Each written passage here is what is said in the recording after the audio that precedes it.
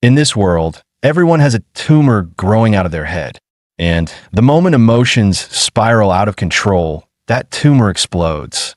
To survive, Chang Mo has spent his life suppressing every outburst, enduring the madness of those around him. But today, something changed because of her. For the first time, he witnessed a different outcome. Instead of dying, the headless President Zhang turned into a monster. And it was that woman who pointed it out. The one who's been calm and rational all along is actually the most infected of them all. It all began when Chang Mo was 10. That was the first time he saw a tumor on his mother's head. He thought it was just a hallucination, a side effect of grief after losing his father.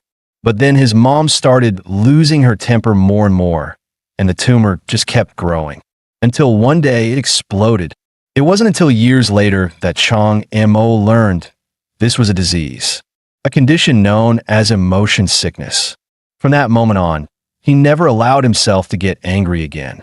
But today, a single sentence from that woman shattered his control, because for the first time, he heard the true cause of his mother's death. It happened during a company party at Skybound Studios' art department. Director Zhang Yanfei blew up over a seeded watermelon and warm wine, cursing at his assistant. But the assistant, Wu Jingjing, snapped back. "Then don't eat it. You got so many problems, just go die." That outburst sparked a chain reaction. "Can you all shut up? It's a party, not a damn battleground."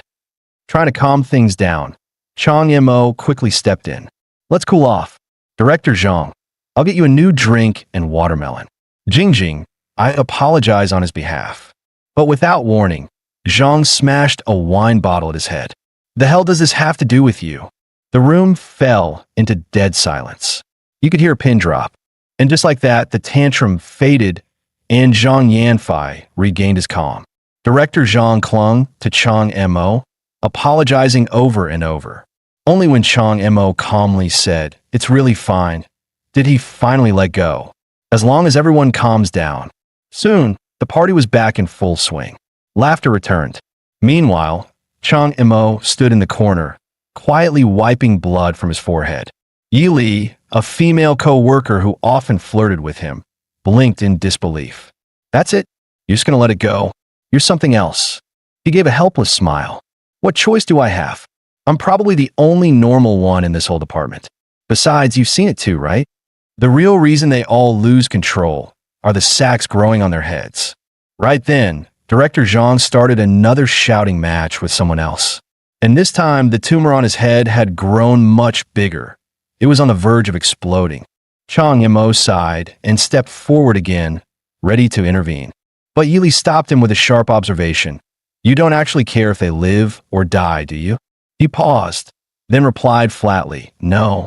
But if someone dies, it becomes a huge mess." The very next second, Zhang's tumor reached its limit. And instead of dying, he transformed into a terrifying, monstrous creature. That scene shattered everything Chang Mo thought he knew. The man arguing with Director Zhang shouted, "You think barking like a dog scares me?" Before he could finish, his upper body vanished. Instantly, chaos erupted. Screams filled the air as everyone scrambled to escape. But Chang Mo stood frozen, still trying to make sense of what he'd just seen. Why did Zhang turn into a monster? But my mom died when hers exploded. Yi Li noticed his daze and quickly pulled him away. "Come on, we got to move. Didn't you know? When the sacs burst, people don't die. They become emotion monsters, creatures completely consumed by their feelings. And through them, they can unleash supernatural powers to vent their rage and pain." "Then why did my mom die?" he pressed. Yi Li only said, "Just wait. You'll see soon enough." Sure enough, Zhang's head exploded again. And this time, he didn't get back up. He collapsed to the ground, motionless. The crowd stood in stunned silence. "Did you guys see that?" Director Zhang's head, it just exploded out of nowhere. Chang Mo furrowed his brows. "Wait, they really didn't see it?" Yi Li nodded. "That's right. Normal people can't see any of it. Not Zhang's transformation into a monster. Not the creature that devoured his head. None of it. And that is how your mother truly died. Just like Zhang, she mutated into an emotion monster, only to be devoured by another. To be more precise, she was eaten by someone who can control emotion monsters. These creatures are spiritually linked to their masters. Track the monster, and you'll find the one pulling the strings. Then Chang Mo's eyes widened. The man standing near Zhang's body looked familiar. Wait, wasn't that Lu Jia, my childhood neighbor? Yi Li's face darkened. Correct. On the surface, he's now the vice president of Langchao International. But behind the scenes, he commands emotion monsters to devour humans. This whole incident, all orchestrated by him. He spreads emotional viruses, drives people into frenzies, and once they mutate into emotion monsters, he hunts them down to feed his power. From the moment you stepped into this party, you walked straight into his hunting ground. And based on my intel, his first prey was your mother. Your mother lost control because he infected her with an anger-based emotional virus, then let his emotion monster devour her. The man who destroyed your family was him. But to Yi Li's surprise, Chang Mo didn't explode with rage. Instead, he calmly asked, so, he only targets people who've already mutated into emotion monsters? Once she confirmed it, Chang Mo turned to leave. Then I'm safe. I'll never be infected because I'm always rational. Yi Li blinked in disbelief. That's it? You're walking away? He killed your mother. Aren't you going to do anything? But Chang Mo stayed calm. Charging in now would be suicide. And this was all just her word. Wow, you're disturbingly calm. But let me ask you, what makes you think you're not sick? Chang Mo froze in place. What are you saying? I'm saying, you're actually the most infected one of all. And in that moment, a massive tumor emerged, pulsing above Chang Mo's head. From the very beginning, Lu Jia's true target was you. The one he's most desperate to mutate, the one he wants to devour most, is you. Just then, Lu Jia casually walked up, patting Chang Mo on the shoulder. Hey there, little Chang. Long time no see. Look at you, all grown up. Chang Mo turned around calmly. Sorry, you must have the wrong person. Lu Jia chuckled. Haha, always the funny one. Come on, let's catch up a bit. I know this might sound rude, but could you do me a little favor? Would you mind getting angry? He said before suddenly driving a hard kick into Chang Mo's gut, sending him flying several meters. The noise instantly drew the attention of nearby employees. What the hell? Did he just hit Chang? I didn't catch it. What happened? Seriously? After what happened to Director Zhang, this guy starts more drama. Yi Li rushed over and helped him up. Are you okay? Lu Jia sneered. T-Sich, no reaction? You really don't give a damn about yourself? Huh? In that case, with a snap of his fingers, sparks began to flicker on the body of a nearby colleague. And in the next moment, the entire person burst into flames. The sudden blaze sent the crowd into a panic. What's going on? That side's on fire too. Could it be a gas leak? Lu Jia smirked darkly. I just burned your co-workers alive. Does that make you angry? Weren't they always nice to you? Didn't expect you to be just 18. So young, already working. Want me to set you up with someone? My sister's still in college. Or hey, if you don't mind, I could do. I'm only a year older. Haha, kidding. Or am I? Little Chang, let's grab lunch later, all right? Don't worry about the bill. I already paid. You're just starting out, after all. Even as they were being reduced to burnt husks. Their final words were, Chang Mo. One by one, they were all consumed by the flames, leaving nothing behind. But in Lu Jia's eyes, it was no different from squashing ants. They're all ashes now, and you're still not reacting? You really are something. But don't bother lying to me. I can see it. Your rage sac is swelling. No rush. Take your time. After all, I haven't even told you yet. I'm the one who killed your mom. Let's see how long you can keep pretending. Deep down, Chang Mo always knew he wasn't as calm as he looked. Whether it was his emotionally unstable co-workers or those random strangers looking for trouble, he constantly felt the urge to lash out, to tear them apart. But he never acted on it because he knew their outbursts weren't intentional. The guilt in their eyes, the regret after the rage, it always triggered memories from his past. The image of his mother, crying and apologizing after every episode, losing control, drowning in emotions. All it ever led to was regret.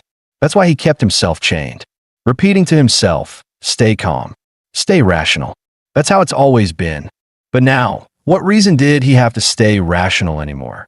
Why not give in, become a monster, tear Lu Jia to pieces, and finally avenge his mother and friends? It's not like he had anything left to lose. But then why? Why was he still holding back? Why hadn't he transformed, despite being consumed by rage? Yi Li's eyes widened in shock. You want to mutate? If you do, you'll be killed. And what? Not mutating means I'll survive. Chang Mo growled. Then I might as well lose it and go down swinging. Yi Li fell silent, her voice heavy with regret. I know it's hard to hear, but the truth is, you can't mutate. Not anymore. Lu Jia looked over annoyed. Seriously? He's still muttering to himself? What is he doing, trying to talk himself down? Fine. Guess it's time I taught you a real lesson. But his words struck a chord in Chang Mo's mind. Self-talk? Wait a minute. You finally realized it. In the next moment, Yi Li began to shift, her form fading, the illusion unraveling. From the very beginning, you were the only one who could see me. Chang Mo's mind raced, trying to make sense of it.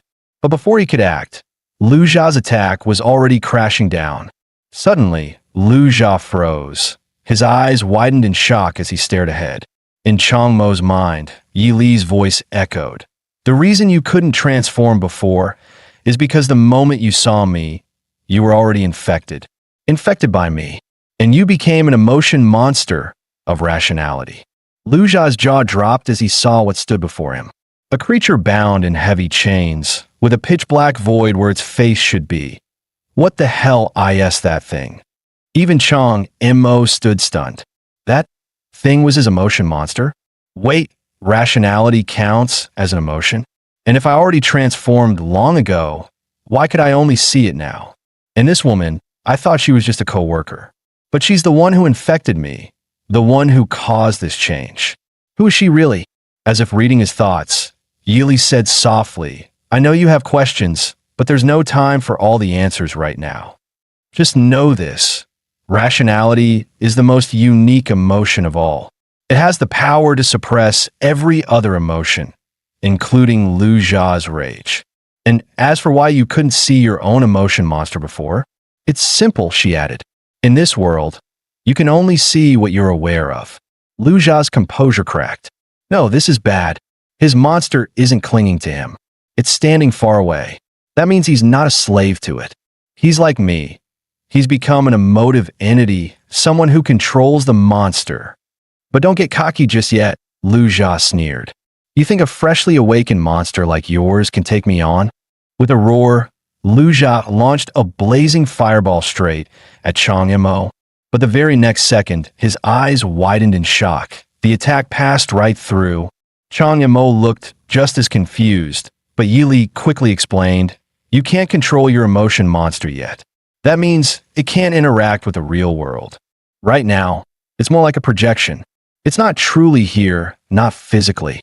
Lu Jia's eyes narrowed as realization dawned. So that thing's still trapped in your mindscape. You haven't synced with it at all. Chang Mo, you're dead. With another snarl, he hurled a second fireball. But this one was different. It shifted in midair, transforming into a flaming beast that bit down on Chang Mo's head. And yet, something was wrong. No matter how hard it bit, the fire creature couldn't pierce Chang Mo's skull at all. From the side, Yi Li calmly explained, because you've suppressed your anger for so long, your rationality has built an incredibly high resistance to rage. That kind of attack, it's like a tickle to you. Now, it was Lu Jia's turn to panic. You arrogant bastard. Don't get cocky with me, he shouted. He roared and sent the flaming beast soaring into the air, dragging Chang Mo up with it. Chang Mo tensed. His attacks can't hurt me, but I still can't control my monster, which means I'm stuck on defense. But Yi Li called out, the solution's simple. Just borrow power from your emotion monster. And in the next instant, under Lu Jia's stunned gaze, Chang Mo unleashed a blast of rationality, detonating the flaming creature into 1,000 sparks. Lu Jia himself was blown backwards, crashing hard into the ground. Meanwhile, Chang Mo landed effortlessly, completely unscathed. and in his hand was a shard of borrowed power from his rational emotion monster. Sharp, steady, and devastatingly precise. Lu Jia was in full panic now. I get it. He borrowed power from his emotion monster. But just 2 fingers and he shattered my monster? No way. He's a newly awakened emotional entity. There's no way. I need to escape. If I can just get off this boat, run. But there was no way Chang Yemo was letting him go.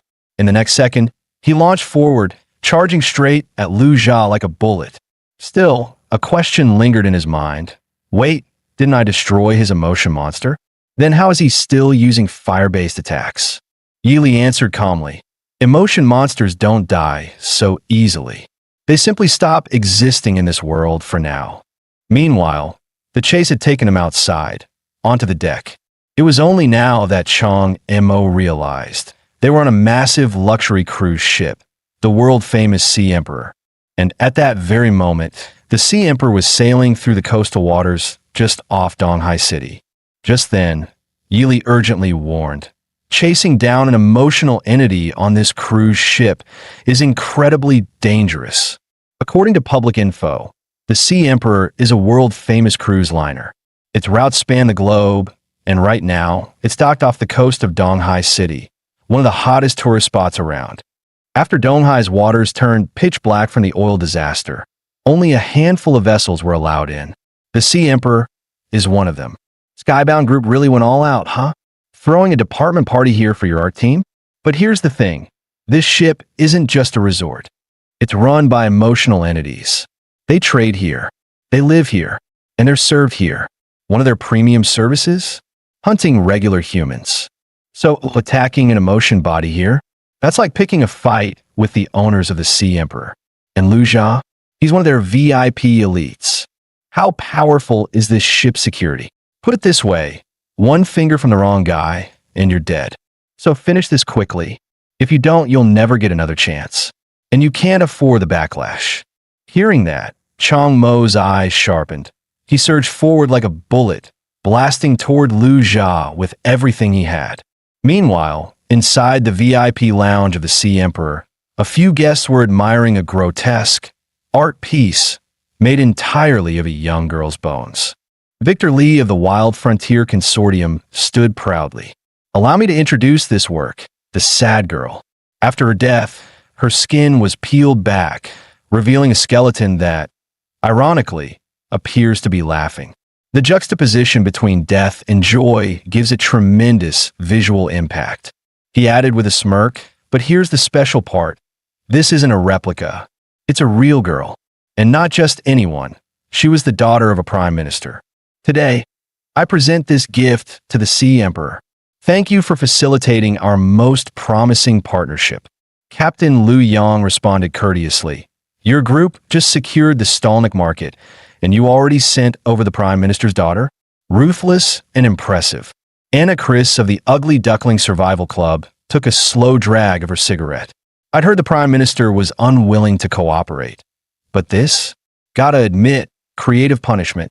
Miss Song Hui, second daughter of the powerful Song family from Daxia, nodded in admiration. Say what you will, this is real taste. To become art of this caliber, that girl should feel honored. Zhao Yin, the bishop of the cult Black Chain in Donghai, chuckled. I'm curious, you're already eyeing Daxia? Victor Lee shrugged. That's business. Evolve or die. With the competition heating up, we've got to strike early. As for Daxia, I'll be counting on your cooperation. Suddenly, a voice cut in. My lords, Lu Jia has already killed Skybound Group's art director. But there's been a complication. He got cocky and tried to hunt a second target. But that prey mutated and is now beating Lu Jia half to death. Miss Song Hui scoffed. Useless trash. If he weren't tied to that esteemed figure, do you really think a weakling like him would be allowed to hunt freely on this ship? Victor Lee raised an eyebrow. This esteemed figure you all keep mentioning, who is it exactly? Song Hui replied coolly. For the sake of smooth cooperation, I'd suggest not asking questions. Captain Liu Yang chimed in. To overpower Lu Jia right after transforming, that's quite the talent. Fine, don't let Lu Jia die just yet. He's only a pawn, clueless as he is. But we owe that figure some respect. Also lock down the deck. No other emotion entities are to approach. Let the regular people run if they want. As for the one attacking Lu Jia, no known background? Wipe him out. Back on deck, Lu Jia was already barely breathing, bloodied, battered, and barely conscious. And just as Chang Mo prepared to deliver the finishing blow, Lu Jia cried out in panic, "Are you insane? You're really going to kill me here? On this ship?" Seeing that Chang Mo wasn't backing down, Lu Jia panicked. "Wait, I was wrong. I'm sorry. Spare me, and I'll do anything you want." But Chang Mo's steps didn't falter. His eyes cold as steel. Lu Jia screamed, "Your mother? I know who really killed your mother. If you kill me, you'll never find out the truth." He thought that would be enough to stop Chang Mo. He even felt a moment of relief. Until, in the blink of an eye, Chang Mo's claw tore straight into his arm. After venting his fury, Chang Mo growled, "Wasn't it you who killed my mother?" No, it's not what you think," Lu Jia shouted. "Back when you lived in Old Street, there was an emotional entity living there. He spread emotion sickness in secret, then hunted the newly awakened emotion monsters. I was infected by him. That's how I became one of them. But he didn't kill me. He helped me stabilize and made me his servant. He forced me to infect others, push them into transformation, then killed them. He harvested their emotion energy to grow stronger himself." Chang Mo narrowed his eyes. "Then who is he? And where is he now?" Lu Jia suddenly broke in a crazed laughter. "Ha! He's someone untouchable now. If he finds out you killed me, you're dead too. He is." But right before the name escaped his lips, Lu Jia froze. His face twisted in pure terror. "No, I can't. If I say it, that man, he'll never let me live." Chang Mo had had enough. With a cold glare, he raised his claws, ready to finish Lu Jia once and for all. But just as the strike was about to land, a figure appeared out of thin air, a sharply dressed butler. His lips moved softly. "I command your heart to stop beating." In the very next moment, Chang Mo's heart seized, locked in place by an invisible force. His body stiffened, then dropped like a stone to the deck, lifeless. The butler calmly adjusted his gloves, then turned to Lu Jia and bowed slightly. "Apologies, sir. I arrived late." Realizing the butler was on his side, Lu Jia's confidence surged back instantly. He stomped on Chang Mo's head and sneered, "What's the matter, huh? Weren't you all high and mighty? Come on, kill me now." But just as the words left his mouth, Chang Mo twitched. In a flash, he shot upright, causing Lu Jia to yelp and scramble behind the butler in panic. The butler frowned, visibly confused. "Why are you still alive?" Chang Mo was just as confused. "What just happened to me?" Thanks to Yi Li's explanation, he finally understood. The butler had used the power of a pride-type emotion monster, issuing a direct command to his heart. "Stop beating." Chang Mo's eyes widened. "That's insane. Isn't that basically invincible?" Yi Li nodded. "His emotion monster is 2 major tiers above yours. You had no way to resist his command. If your emotional alignment weren't rationality, which naturally resists other emotions, you'd be dead by now. That man is an opponent you absolutely cannot defeat right now." Chang Mo frowned. "Then why can't I see his emotion monster?" Yi Li replied, "Same reason you couldn't see yours before. His monster is deep within the mind realm, the place where emotion monsters primarily reside. Your monster had lingered near the boundary between the mind realm and the real world, which is why Lu Jia could see it. But once an emotion monster sinks fully into the mind realm, it becomes nearly impossible to detect. At that moment, Lu Jia sneered and turned to the butler. "TCH, this guy's got some luck. Not dead yet. Even better. You know what to do." The butler nodded slightly and muttered under his breath, "I command you, kneel." In the next instant, Chang Mo's body buckled. He dropped to his knees without any control. He couldn't move. Not a finger. Not even blink in resistance. Yi Li explained quietly, "That's the nature of a pride-type emotion monster. The less harmful the command, the harder it is to resist. And With that level difference, you never stood a chance. Now, that pathetic excuse of a man, Lu Jia, strode up to Chang Mo, grinning. Without a word, he slapped Chang Mo hard across the face. Then he leaned in, mocking, "What happened, huh? Weren't you tough? Out for revenge? Your mom was just a bottom feeder.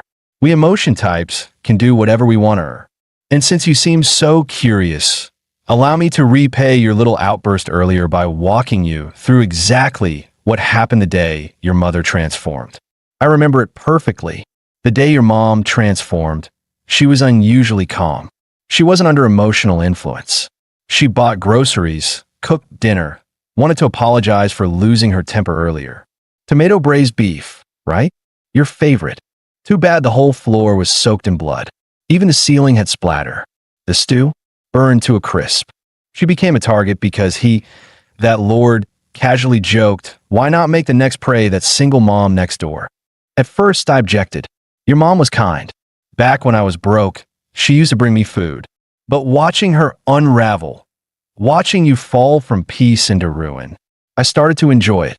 That feeling of controlling someone's life, tearing their joy away. If I say she transforms, she transforms. If I say she's food, then she becomes food. Those words ignited something in Chang Mo. Fury boiled over. He struggled to rise and rip Lu Jia apart. But the butler moved first, raising his hand, and Chang Mo's body froze mid-motion. Then came the next command. "I order you, kneel. Bow your head. Apologize to Lu Jia." And once again, Chang Mo collapsed to his knees, his body betraying him, forced to bow and slam his forehead to the ground. At that moment, Lu Jia turned to the butler and said smugly, "That's enough. Now, I want him to make the choice himself. I'm giving you a chance. Swear loyalty. Become my dog. Bark twice, and you live. Otherwise, D." Suddenly, Yi Li's voice echoed in Chang Mo's mind. "So, what will you do?" He was silent for a moment, then turned the question back. "Shouldn't I be asking you that? You're the one who made me an emotion monster. You know too much about Lu Jia, this ship, everything. You saw all of this coming, didn't you?" Staring straight into her eyes, his voice was calm but unyielding. "Just tell me what you really want. Whatever it is, I'll do it." Yi Li smiled faintly and stepped forward, wrapping her arms around him from behind. "You only have to do one thing. Accept my power." In the blink of an eye, the smug and taunting Lu Jia was blasted across the deck, sent flying by a terrifying surge of power erupting from Chang Mo. A crystalline formation shimmered atop his head. Something entirely new, something beyond emotion. Lu Jia and the butler both froze, thinking he had finally lost control. But what they didn't know was that Chang Mo's consciousness had already descended into a realm of pure void. Sadness, joy, surprise, excitement. None of it remained. All emotion gone. All that was left was cold, perfect calculation. His emotional sac materialized before him, solid, physical, and whole. But then it shattered into a million pieces scattered across the darkness. And from those shards emerged memories, warm, peaceful moments with his mother. Then the pain, his father's funeral, the coffin lowering into the earth. His mother's breakdowns, her screams, her rage, her smashed dishes. Then the apologies, her tears as she held him, whispering she was sorry. Then her corpse, cold, lifeless, and beside it, that monster Lu Jia, smirking like a god. But those memories didn't break him. No, they reforged him. In that space of nothingness, Chang Mo evolved. He became something entirely new. Staring at his reflection in the void, Chang Mo almost didn't recognize himself. This version of him felt foreign, and yet, right? Yi Li's voice echoed in his mind, calm and knowing. "Good. Your sack held enough rage to anchor you. That's the only reason you were able to retain your identity when channeling my power. Remember this. When the moment comes, you must let go of your rationality. That's the only way to wield rational power. Otherwise, it will consume you. You'll become a monster ruled by logic itself. Now go and enjoy your revenge." As her words faded, The crystalline growth on Chang Mo's head exploded, shards of light raining outward like falling stars. Then came the blue flames, surging from his body in waves, until they collapsed inward, folding into him, concentrating into a dense aura that made the air tremble. But seeing his energy suddenly vanish, Lu Jia burst out laughing. That's it? All that build-up, and you just farted out a blue puff? What a damn letdown. But the butler didn't share Lu Jia's smugness. His expression darkened. He knew what had just happened. Chang Mo's energy hadn't disappeared. No, it had transcended. His emotional power had reached a level so high, they could no longer perceive it. At that very moment, deep within the VIP lounge, the elites aboard the Sea Emperor all felt it, a wave of invisible pressure washing over them. That pressure, it could only belong to a world-class emotion entity. Victor Lee narrowed his eyes. Didn't expect another world tier aboard. You think they're here for us? Miss Song Huihui speculated, could be an ally of the one beating Lu Jia. Or maybe someone targeting that man directly. But Captain Liu Yang remained composed. No need for concern. It doesn't matter who they are. If they dare disrespect the Sea Emperor, even a world class won't leave here alive. Back on the deck, Lu Jia's face twisted in disbelief after hearing the butler's words. His level? Beyond our perception? Are you kidding me? Him? That weakling? The butler spoke grimly. I didn't want to believe it either. But it's the truth. You can't sense it, but I can barely see it. It's above us, like a walking cataclysm. That kind of presence, it's the same as the top-tier elites. That's world-class pressure. The butler yelled, "Run! Now!" But it was already too late. In a blink, Chang Yemo moved. And just like that, both of them were dead. Heads ripped clean off like trash. He muttered under his breath, that was too easy. Yi Li's voice echoed with a teasing tone. Starting off by ripping off their heads? A bit dramatic, don't you think? Chang Yemo replied coldly. You're right. I didn't do it well enough. I should have taken my time. Yi Li chuckled. Good. That kind of extremity is exactly what's needed to wield my power. But don't get comfortable just yet. The real show has only just begun. As she spoke, glowing blue emotional currents began to weave beneath Chang Mo's feet, sprawling outward like a ritual circle. He looked up, and there was a throne. Seated atop it, an emotion monster radiating dominance. Its form exuded a pressure that distorted reality. This wasn't just power, it was sovereignty. Chang Yemo stared at the massive being before him, his voice low and wary. What is that? Yi Li responded coolly. Ever wonder why this ship hasn't taken a scratch during your entire battle with Lu Jia? It's because this ship is an emotion entity. What you're seeing now, that's its true form. In a world of emotional energy, how much you can perceive depends entirely on your power. Right now, you're only seeing this because you're using my strength to barely pierce the veil. This is the real power behind the Sea Emperor. That throne-bound beast is the captain's personal emotion monster.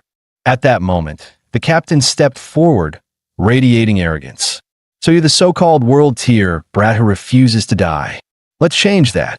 Then, in eerie unison with the emotion monster, he began to chant. Across the cosmos, between heaven and earth, all transgressions shall be punished. Let all things bow, let all obey. Any act of defiance shall be paid in blood. Chang Mo's eyes widened. He's using incantation to amplify his command power. The moment the incantation ended, the captain gave his command. By my decree, condense the space around the intruder. Instantly, a massive sphere of golden energy slammed shut around Chang Mo and his emotion monster, sealing them inside like a divine prison. But it wasn't over. The captain continued chanting, by the golden blade, let judgment be cast. By my decree, within this field, all emotional energy shall be halved.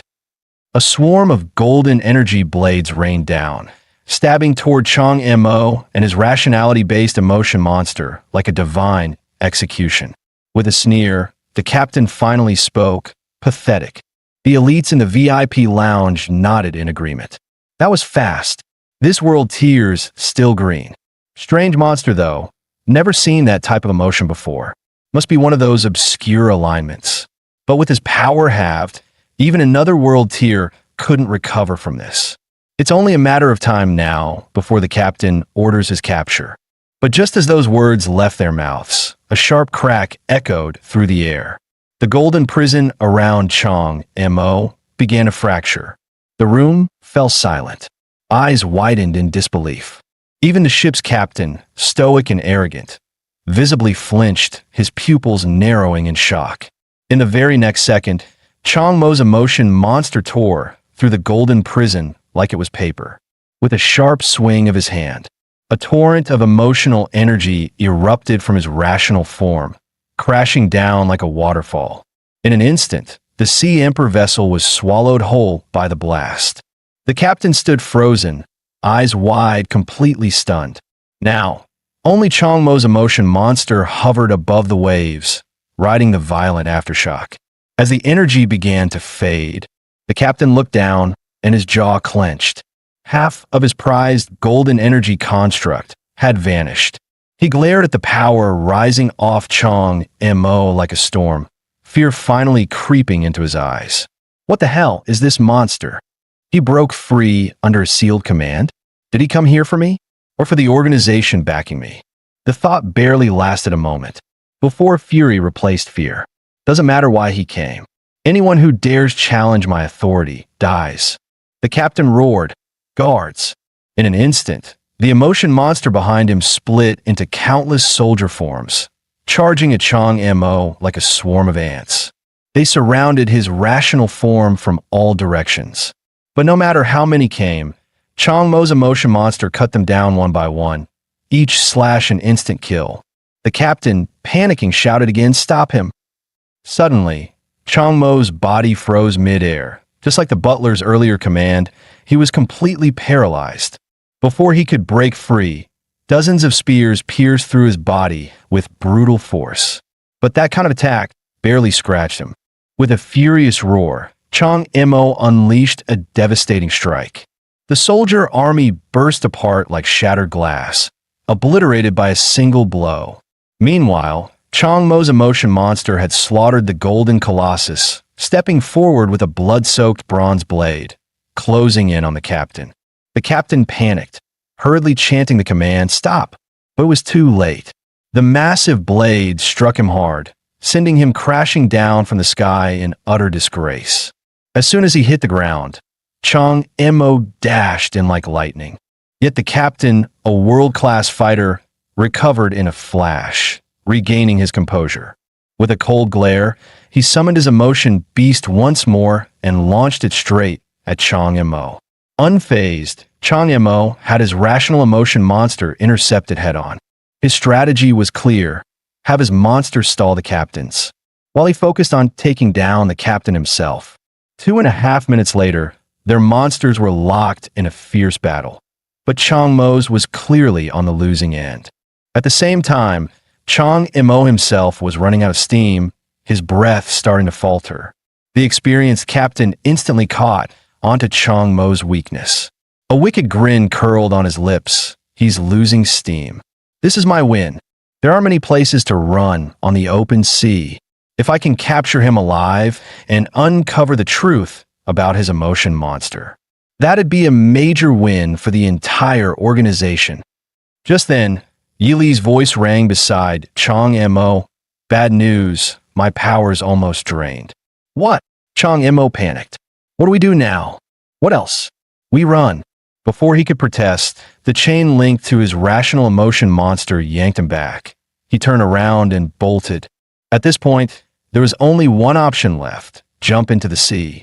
The captain yelled in disbelief. "Is this guy insane? He's heading that way." As Chang Mo plunged deeper into the ocean, the true face of the world started to surface. The so-called oil-polluted deep sea wasn't pollution at all. It was the lair of a colossal sea monster. As Chang Mo turned his head toward the city, his heart clenched. What once was a familiar city had already become a nest of monsters. Humanity had been living side by side with monsters all along, without even knowing it. It was only now that Chang Mo truly understood. He used to think everyone else was just sick, but he was wrong. Not just the people. The oceans, the land, the skies, even the cities, they were all diseased. The captain noticed something strange. What the hell? His eyes, they're bleeding? Wait, I get it now, he muttered. The truth is too much for him. That power, it's borrowed. His own rank isn't high enough to handle it. Kid, you're dead. Just then, Yili embraced Chang Mo and whispered, close your eyes. You may be seeing glimpses of the truth through my authority, but your current self can't bear it. So now, let me take over your body. As her voice fell, their bodies began to merge. And once again, Chang Mo transformed into a towering, emotional beast. The captain stood frozen, stunned by what he was seeing. Chang Mo now commanded an enormous creature, charging straight at him. The Black Sea. He can control the Black Sea? That's impossible, the captain stammered in disbelief. But before he could react, boom, a monstrous form born from the Black Sea crashed down, slamming into the captain's emotional creature with earth-shattering force. In the blink of an eye, Chang Mo had safely drifted ashore. Are you okay? Yili asked softly. Yeah, he replied, nodding. Just then, a strange phenomenon occurred. A pair of glasses materialized out of thin air and settled onto his face. Chang Mo was stunned. What the hell? Why did these suddenly appear? Yili explained calmly. It's your subconscious at work. The glasses represent your rationality.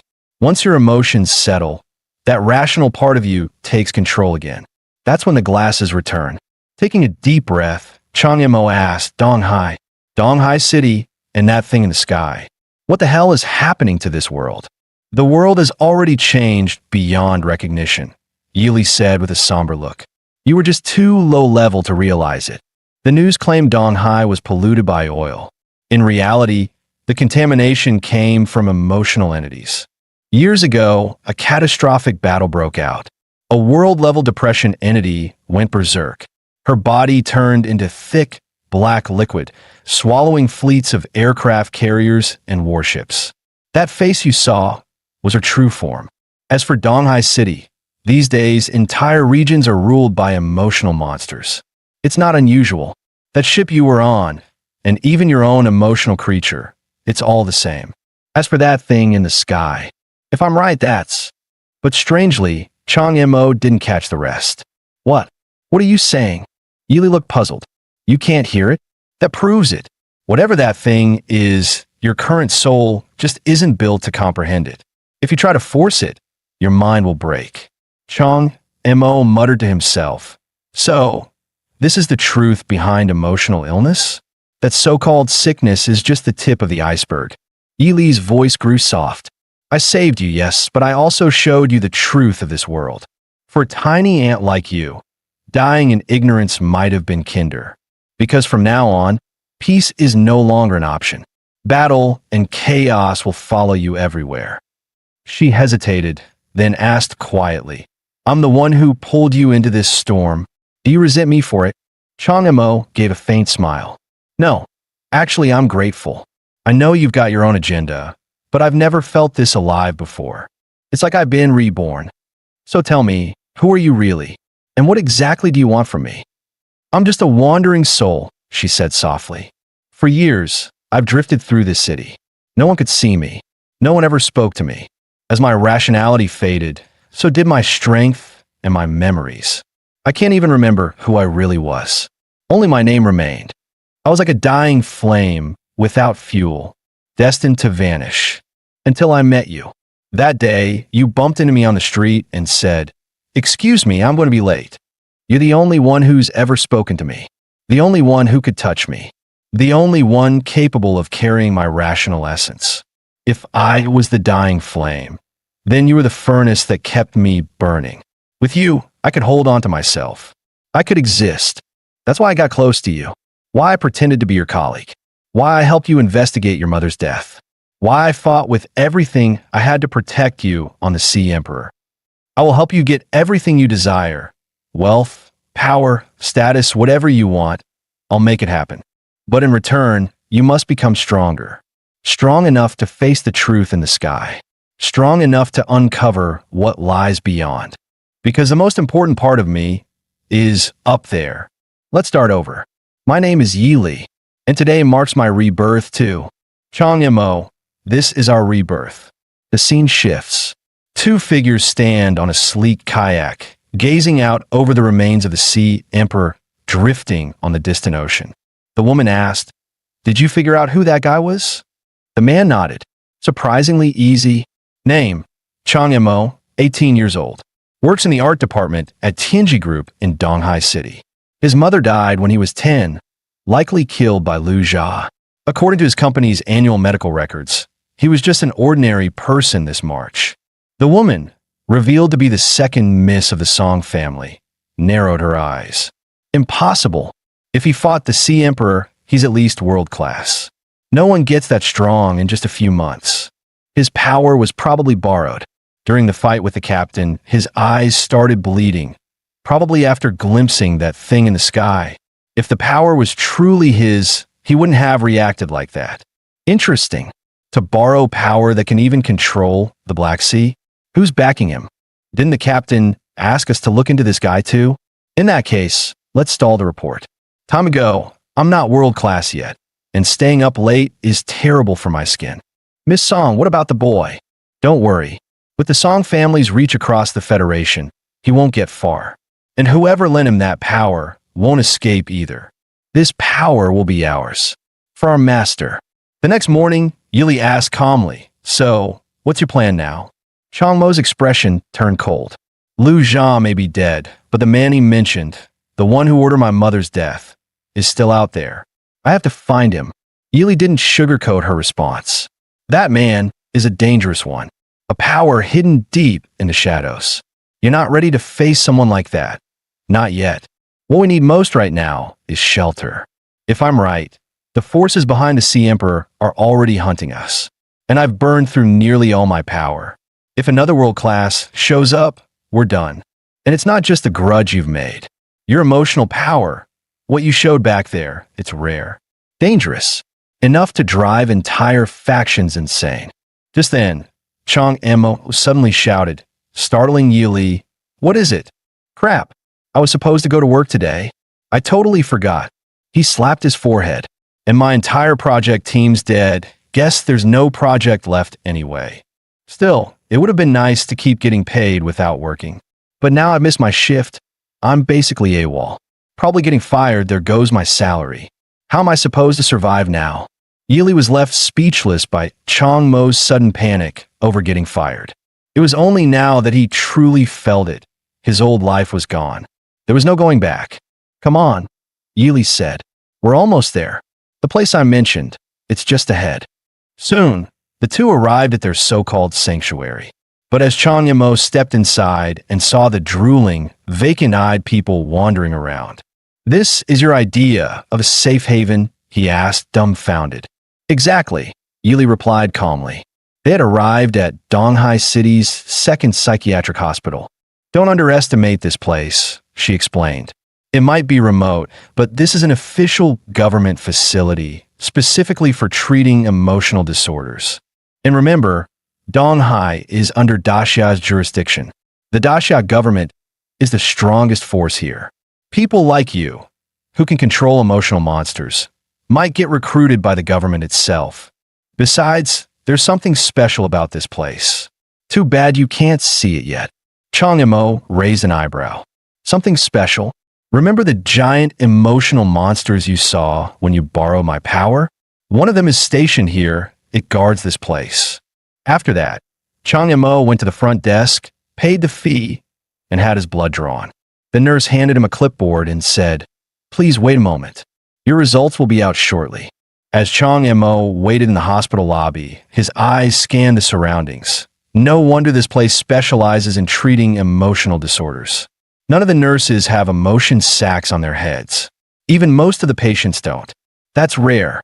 Then his gaze shifted to the man sitting next to him. Except this guy. But the sack on his head looks different from the ones I've seen before. Sensing his confusion, Yili leaned in and said calmly, "You've gone through a real transformation. The more you understand yourself, the stronger you become, and the more emotional forms you'll be able to perceive. You used to only see anger sacs. Now you're beginning to perceive other types too. She pointed at the man beside them. That one's from the joy virus. It causes the infected to smile uncontrollably. No matter what happens, they just feel happy. Chang Mo nodded slowly, piecing things together. Things were finally starting to make a bit more sense. Just then, a girl's voice came from behind Chang Mo. Hi, are you here for checkup too? Chang Mo nodded. Yeah, why? The girl waved her hand. No reason, you just seem pretty normal. Chang Mo chuckled. Aren't you pretty normal yourself? She rolled her eyes. Of course I am. My parents were the ones who forced me to come. With all these emotional illness outbreaks lately, they freaked out and made me come for a checkup.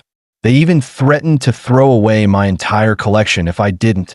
You know, I looked up this Donghai City second psychiatric hospital online. Everyone calls it hospital number 2. It's specifically for really serious mental patients. I heard it's divided into Area A and Area B. The ones in Area A, already totally unstable. And Area B, way scarier. Total maniacs in there. People so dangerous they have to be chained up. Chang Mo looked confused. What's the difference between Area A and Area B? Yili explained. If I'm right, Area A is for those who are infected but haven't fully transformed yet.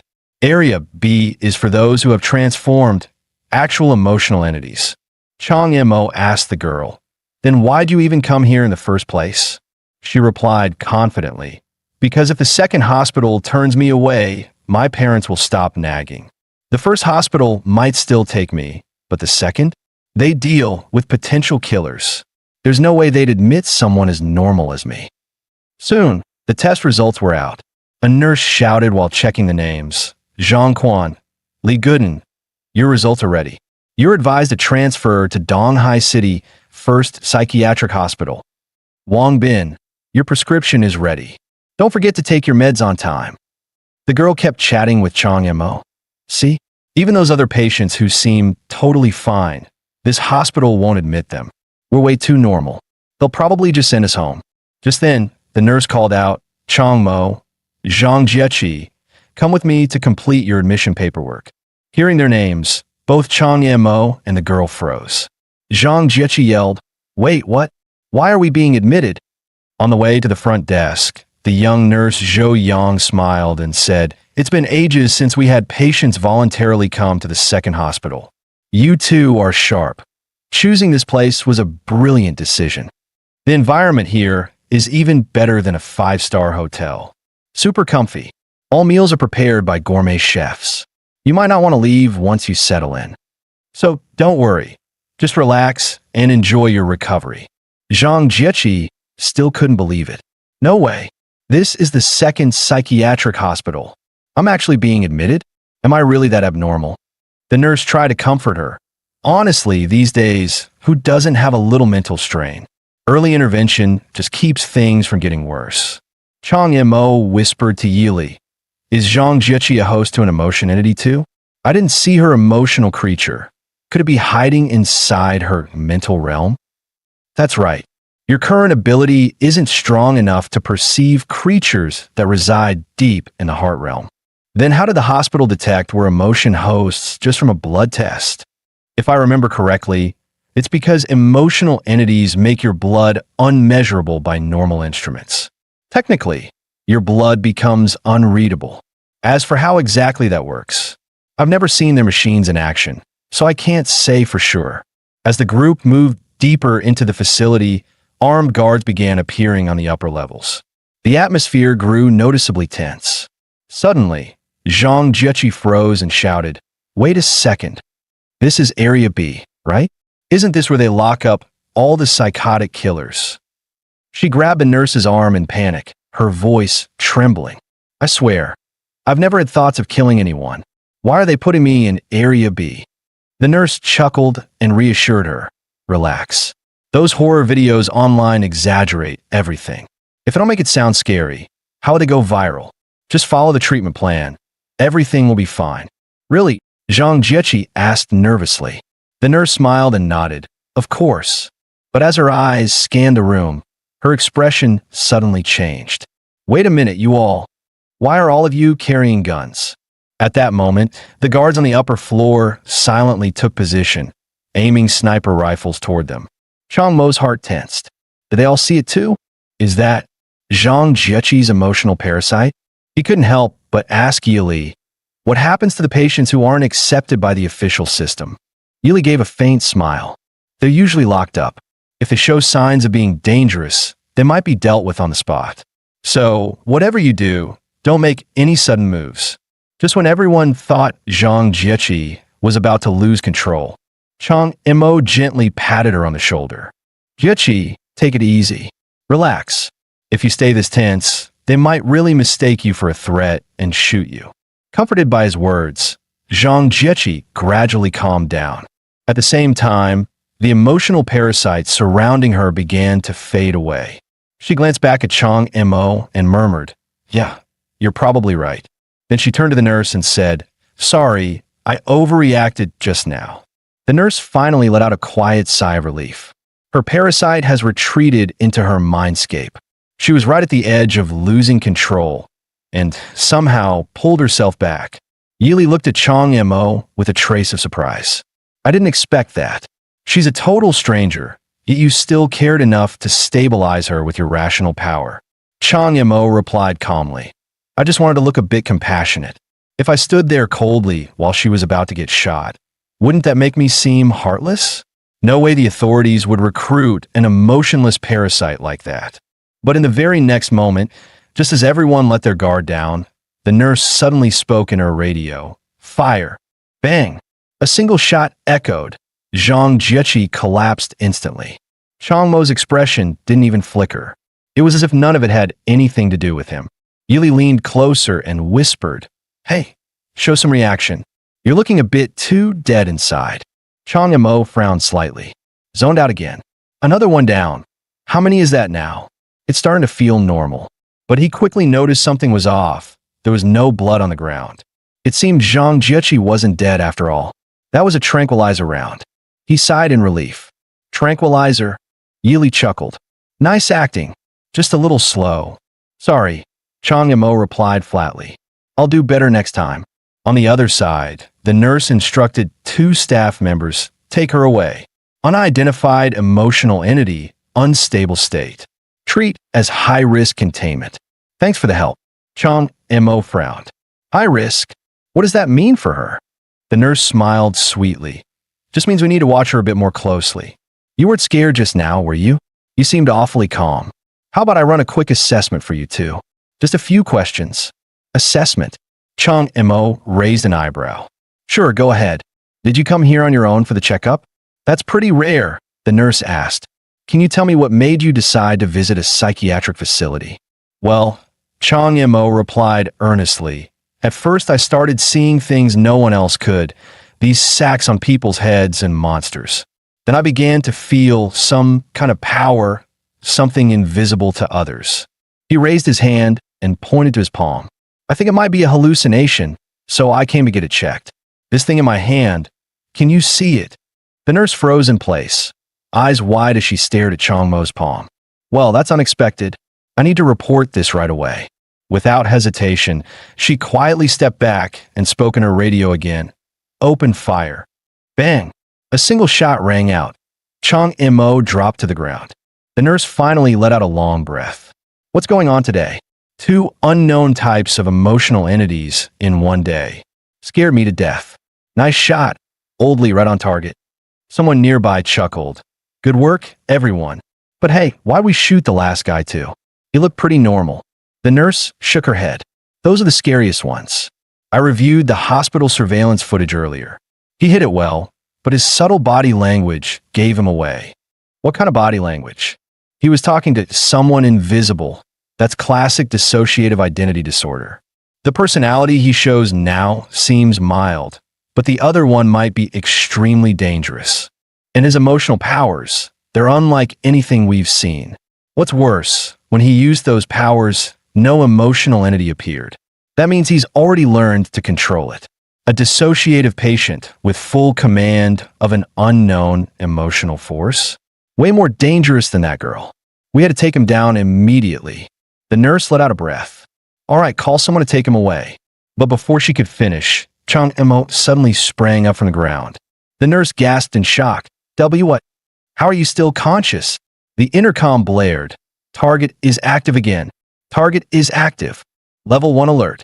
Level 1 alert. In an instant, countless armed guards swarmed the area, surrounding them. Yeli sighed. I was just about to tell you not to get up so soon. Chang Mo's eyes narrowed as he made a firm decision. Well then, he raised both hands and shouted, Don't shoot. I surrender. I surrender. His calm and straightforward surrender stunned the heavily armed guards on edge. The nurse finally relaxed. Phew, that should settle it for now. Soon, Chang Mo's hands were tightly bound by a special chain. The nurse explained cheerfully, Yes, you've awakened some unique powers. But this chain suppresses all emotional abilities. You're no different from an ordinary person now, though I admit it's a bit unfair to you. Chang Mo glanced down at the chain, frowning in thought. So this is the chain that can suppress all emotional powers. But oddly enough, he could feel a strange energy surging from the chain and pouring into his body. Yeli noticed and raised her brows. Wait, are you absorbing the chain's energy? That metal was once infected by the emotion of rationality, she said. That's why the chain can suppress other emotion-based powers. But for someone like you, someone tied to emotional entities, this isn't a shackle. It's a full-course energy boost. Meanwhile, at the Donghai City Bureau of Emotional Management, Director Chu Weiming was on the phone, reporting, Miss Song, I found the person you asked about. He's been admitted to the second mental hospital as a patient.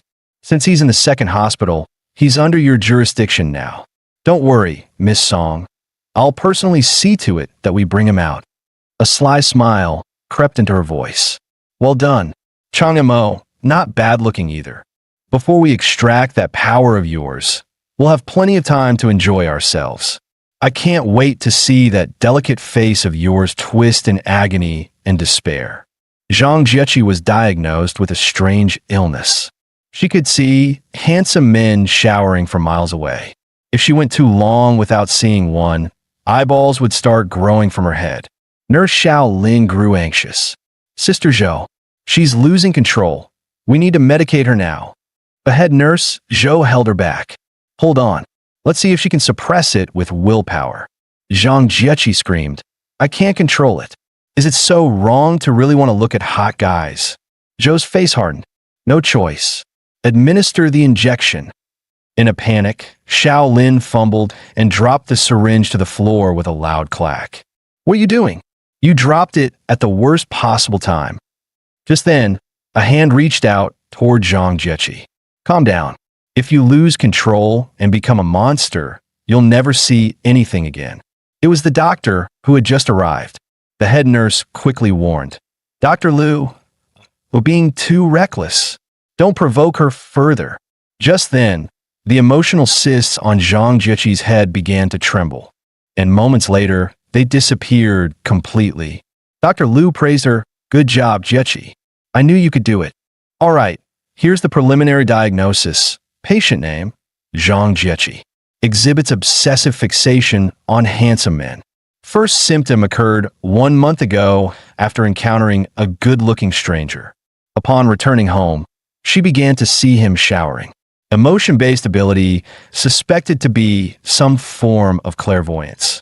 Tentatively classified as type 7 unknown emotional entity. Threat level low.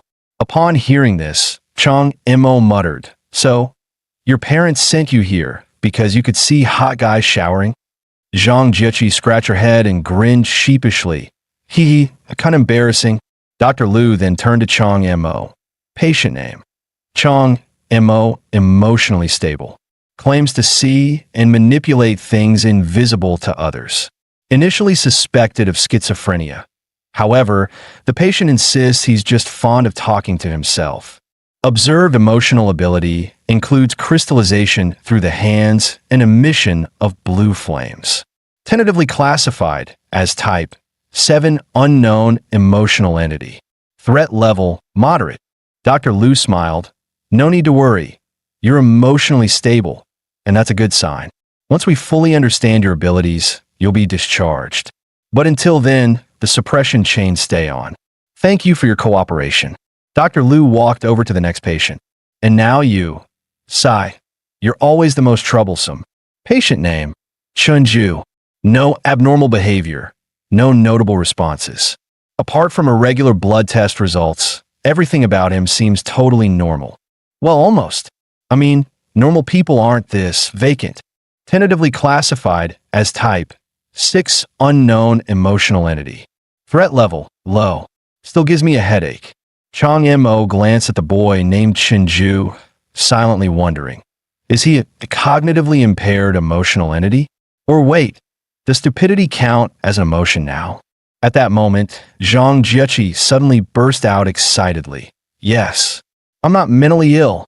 I'm a superpowered psychic, and my power is literally seeing hot guys shower. Is this heaven? Dr. Liu quickly reminded her, don't get too cocky, Jiechi. Technically, all emotional entities are considered mentally ill. The only difference is whether they can control it or not. According to Article 4 of the Emotional Entity Confidential Management Law, the Daxia government has established the Emotional Entity Administration Bureau. Our hospital is one of its subordinate branches, responsible for treatment and containment to ensure you don't endanger society. Hearing this, Chang Mo raised a question. Wait, emotional entities are under national management. Dr. Liu responded sternly. Of course you're subject to regulation. If you're released and commit a crime, violating Daxia's laws, the Donghai Emotional Entity Bureau will come for you. And trust me, they're not as gentle as we are. If you even survive, consider yourself lucky. I won't be able to protect you then. Understood. All right then. If you're curious about the Emotional Entity Management Law, ask the nurse for a copy. Just then, a nurse shouted anxiously, Dr. Liu, something's wrong. Please come quickly. What happened? Don't panic. I'm on my way. Once the medical staff left, Chang Mo picked up the Emotional Entity Management Law and began reading through it. Article 7, Emotional Entity Confidential Management Law. The Emotional Entity Bureau has full authority over all emotional entities. It oversees dedicated treatment facilities, armed enforcement, and judicial branches. All emotional entities must abide by national laws. Violators will be arrested, tried, and sentenced accordingly. After reading it, Chang Mo frowned, puzzled.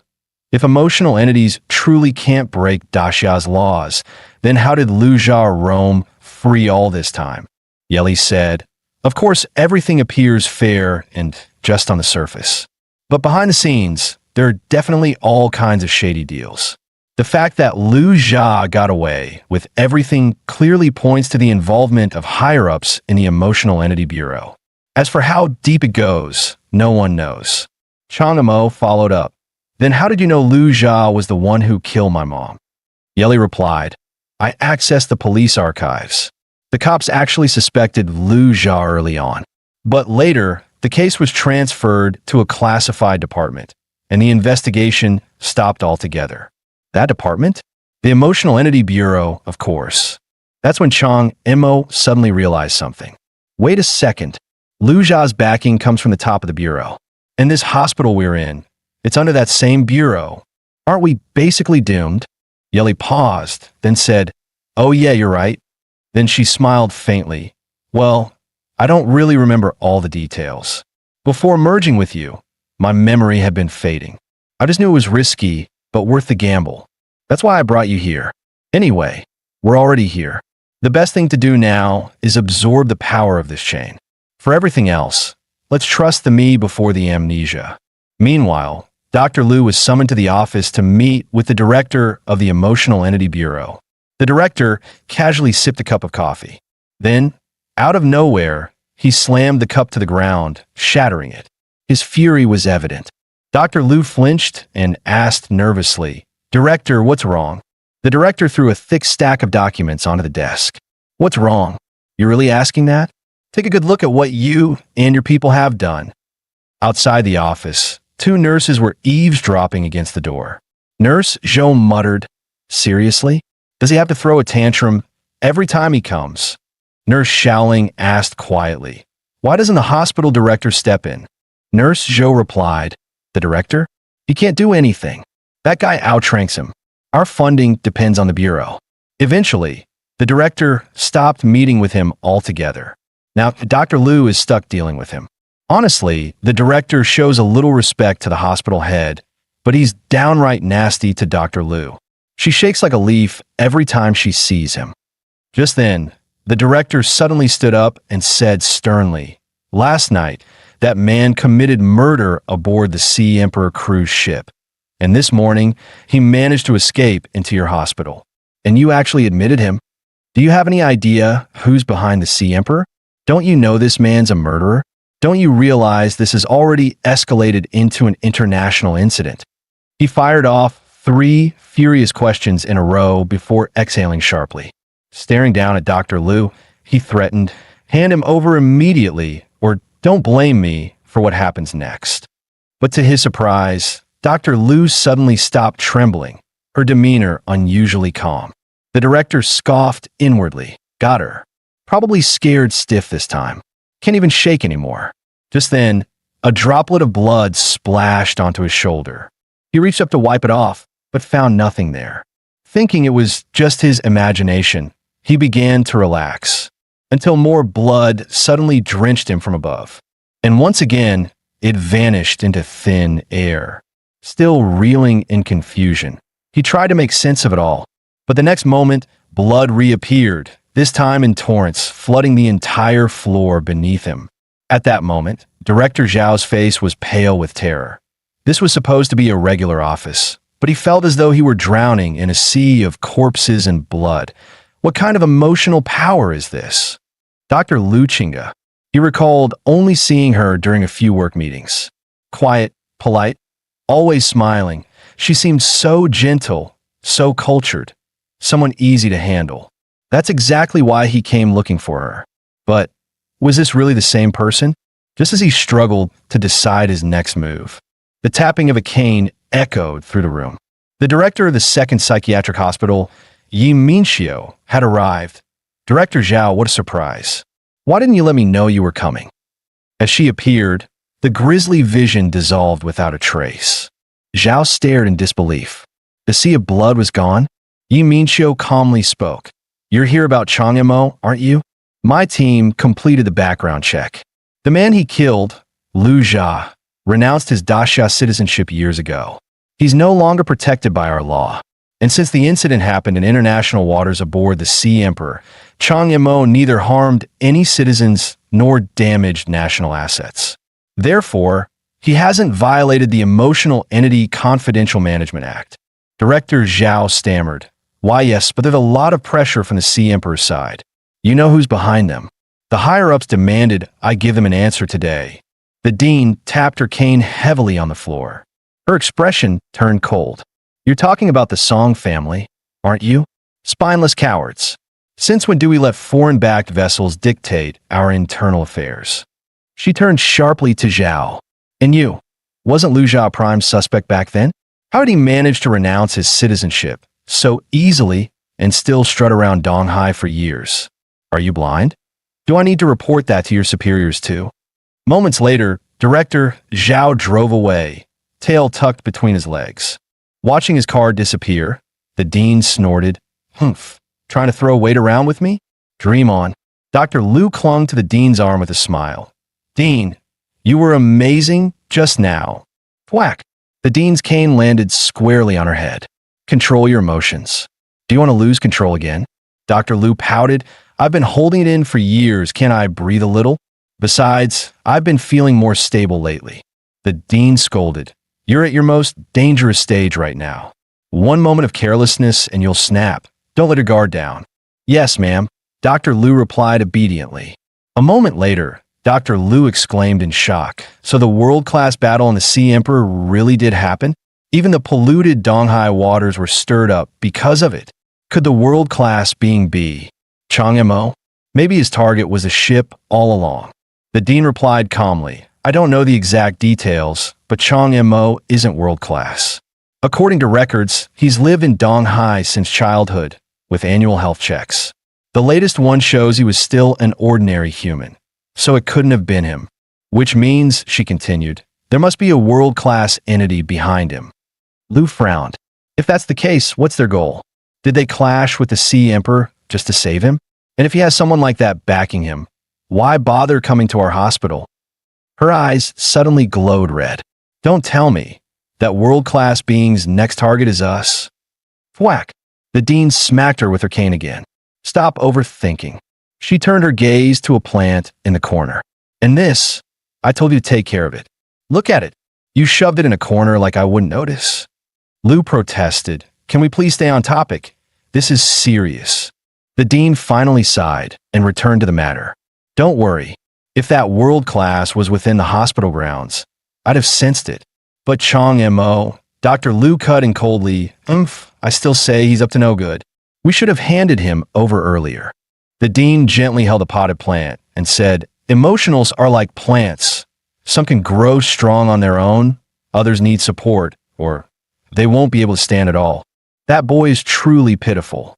Lost both parents early, forced to work young. Just as his life was beginning to show promise, he got dragged into a conflict with emotionals. That Lu Jia, by the way, was the prime suspect in his mother's murder. You think that's just a coincidence? Of course not. Hidden organizations and cults are known to select ideal candidates, especially those like Chong Mo who harbor deep hatred. They lure them with promises of revenge and use that to buy their loyalty. Maybe Chong Mo came to the hospital on a mission, but as long as he's still a citizen of Daxia, we can't abandon him. If he's going astray, we need to pull him back. Meanwhile, at the Donghai City Emotionals Management Bureau, Director Zhao immediately began investigating Dr. Lu's background. But the moment the result appeared, his pupils shrank in shock. Access denied. Insufficient permissions. Just then, a call came in from Miss Song, the second daughter of the Song family. Director Zhao answered respectfully. Miss Song, this matter still needs a bit more time to resolve. Please don't worry, I can handle it. Absolutely, I'll fully cooperate. Moments later, the call ended. Meanwhile, Song Huihui was sipping tea with a middle-aged man. She said, Director Zhao's side will leave it to your organization, Black Chain. The master said that since that old woman is so troublesome anyway, we might as well bring the plan forward, flatten the second psychiatric hospital directly. As for Chong Mo, just bring him back along the way. The man stubbed out his cigarette, then responded coldly, no problem. The next night, in Ward B of Donghai City Second Psychiatric Hospital, Chong Mo sat cross-legged on his hospital bed, quietly absorbing the rational energy flowing from the chain. Yeli praised him. Not bad, not bad. Your rational emotion power has grown quite a bit. At this rate, you'll soon need the law. Chong Mo looked confused. What's the law? Yeli replied. Each emotional entity grows under different conditions. How to absorb power, how to control it, there's a whole system behind it. Without it, you'll lose control. That system, tailored to each emotion type, is called the law. You once borrowed my power and briefly reached world class, but that wasn't something you could truly control. If you want to master true power, you must follow the law's method, digest it step by step, and grow slowly. Your rational emotion power is accumulating too fast. Without the law for rational types, you'll lose control soon. End of episode 11. The law is a systematic method to harness emotional power. Once you've learned it, you can control your emotions and avoid losing yourself. And for rational types, the most basic law is to undergo intense, continuous experiences of other emotions. But Yeli shook his head and said, You already burned through years of stored anger. Nothing major has happened recently, and your emotions have stayed flat. So this method won't work for now. Just rest for today. Meanwhile, Nurse Zhou tucked Jiechi in while doing her rounds. Just as she was about to leave, Chong Mo suddenly asked, Hey, Nurse Zhou, you're a regular human, right? Then how can you see emotional power too? She smiled softly and replied, Some things happened, but it's all in the past now. You too, hang in there. No matter how hard it gets, it won't last forever. Yeli, hearing this, murmured, That kind of calm usually hides a painful story. In this world, just being able to see is already a form of power. That power either comes from rank, like when you borrowed mine and saw the truth of the world, or it come from a mix of experience and luck. You need both. You got your glimpse of the truth after your mother's incident. You got lucky in a twisted way. So, if a regular person can see emotional power, it usually means something terrible happened to them. And if they see too much without the strength to bear it, that's a curse in itself. Chang Mo fell silent. At that moment, Nurse Zhou turned back. All right, I read your file. I have something for you. She held out a necklace. A necklace? What's this for? She smiled. It's not just any necklace. As he looked at it curiously, the bead in the center began to glow. It's actually a little light. It's small, but I hope it helps brighten the darkness around you. Chang Mo gave a small smile. Thanks. Then Nurse Zhou and Nurse Xiaoling moved on to the next bed. Yeli teased, feeling a spark? That nurse is pretty cute. Chang Mo shrugged. What's the point? Yeli was speechless. I was going to say, classic rational type.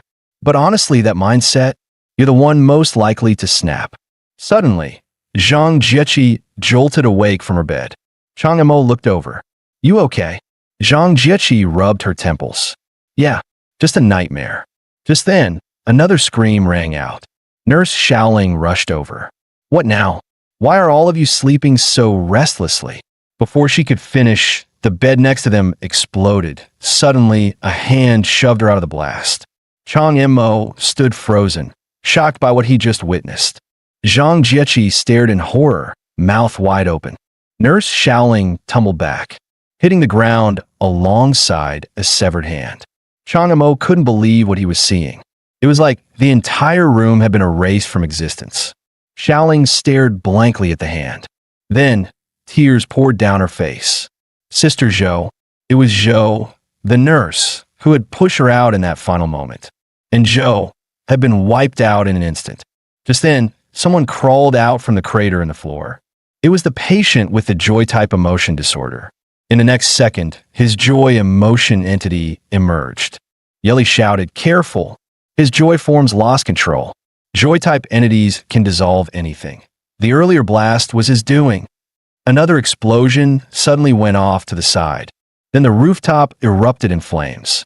Once things briefly settled down, Chang Mo looked toward the blast zone. Inside the ward, emotion entities were going wild everywhere. Nurse Xiaoling panicked. They've all lost control. All the patients. I need to call the security squad. No sooner had she spoken than a burst of gunfire, 2222, rang out from outside. Chang Mo said calmly, the security squad probably won't make it in time. That gunfire and these abnormal outbreaks, it's an attack. The second hospital is under siege. Nurse Xiaoling collapsed to the ground. We're under attack. How is this happening? Where's the director? What about her? Yeli chuckled. Too bad you can't see her. Your director is a bit preoccupied right now. High above the hospital, a blood-red monster was locked in combat with a shadow black creature. Two world-class emotion entities were clashing in the sky above the facility. On the hospital rooftop, the director stood facing a mysterious man. Bloodthorn, hatred-type emotion entity? Are you with the Black Chain? The hooded man spoke coldly. I am the new bishop of the Black Chain, Eastern Sea Branch. Today, I've come to take your life and burn the second hospital to the ground. Crimson emotional energy surged behind the director. She sneered bold words. You locked your emotion entity in the mind realm and chose to fight with your physical body. That's the dumbest mistake you've ever made. The moment she finished, her body twisted, morphing into a monster. Meanwhile, back in the ward, Chang Mo asked, wait, the director is fighting a world-class enemy right now. Then the entire second hospital could be leveled. We'll be caught in the blast. Yeli replied, relax. Seems like both sides agreed to fight in the mind realm. The real-world damage should be minimal. But I've got to warn you, I'm completely powerless now. From here on, you're on your own. If you die, we all die. Nurse Xiaoling was still panicking. Where is the director? Why isn't she saving us? Why is this happening? Zhang Jieqi cried out. Nurse, please. You have to pull yourself together. You need to calm them down. But Nurse Xiaoling looked utterly hopeless. Calm them down? That's impossible, absolutely impossible. They're completely out of control. Their emotional power will tear us to pieces. We're going to die. Chang Imo let out a sigh. Then he yanked the chain off his wrist with one pull. He placed his hand firmly on the head of the joy-infected patient. Just like that, the man was subdued. Zhang Jieqi froze in shock. Nurse Xiaoling was equally stunned. After a brief silence, Chang Imo spoke. Don't just stand there. Let's go. Xiaoling stammered. Why you? What did you just do? Zhang Jieqi waved excitedly. Chang Imo, that was awesome. He replied calmly. Nothing much. Just helped him calm down. Xiaoling gasped. Your emotional power can stabilize a rampaging entity? That's incredible. Earlier, Yeli had warned him, Joy-type entities can dissolve anything. They're the biggest threat to you. If his ability hits you, you'll be obliterated. Take him out first. Chang Imo had asked, dissolve anything? That's broken. How is that not invincible? Yeli replied, because emotional power isn't matter. If you counter with your own emotional force, you can block his attacks. Just then, a fireball came flying straight at Chang Imo. A second later, boom, it exploded right on impact. Nurse Xiaoling and Zhang Jieqi stared in horror, thinking he was dead. Tears welled up in their eyes. But the next moment, Chang Imo burst out of the smoke. The first rage-infected patient was calmed instantly. Then came the second one, and finally, the third. But by then, the enemy had already launched another attack. A barrage of fireballs, over a dozen, rained down on Chang Imo. As the fiery orbs came screaming toward him, he chose to take them head-on. Then, without hesitation, he pressed his hand on the final patient's head. With that, all three rage-infected patients were neutralized by Chang Imo alone. Chang Imo turned to Zhang Jieqi and Nurse Xiaoling. Are you two okay? Both of them stared at him in awe. Amazing. Not only can he stop emotion entities from going berserk, but his defense is insane too. What kind of entity is this? Suddenly, a splash of black ink dropped right next to Zhang Jieqi. They looked up. There was another berserk patient hiding above them. Black liquid was oozing steadily from his head. Nurse Xiaoling cried out, watch out. That's a sadness-type emotion creature. It can drag everything into despair. But usually they don't move. As long as we don't provoke it, we'll be fine. Yeli chimed in. Your resistance to sadness is low. Don't touch that black fluid. This one's infected by the Black Dong Hai, but it's still weak. No need to fight, just get out. Chang Imo nodded and called out, come on, let's go now. Zhang Jieqi suddenly exclaimed, wait, Chinju. They all turned to look at the collapsed bed. He was probably already dead. Nurse Xiaoling's voice trembled. How did this happen? He was fine just moments ago. First Sister Zhou, now Chinju too. Zhang Jieqi gently placed a hand on her shoulder. Hold it together. Right now, surviving is all that matters.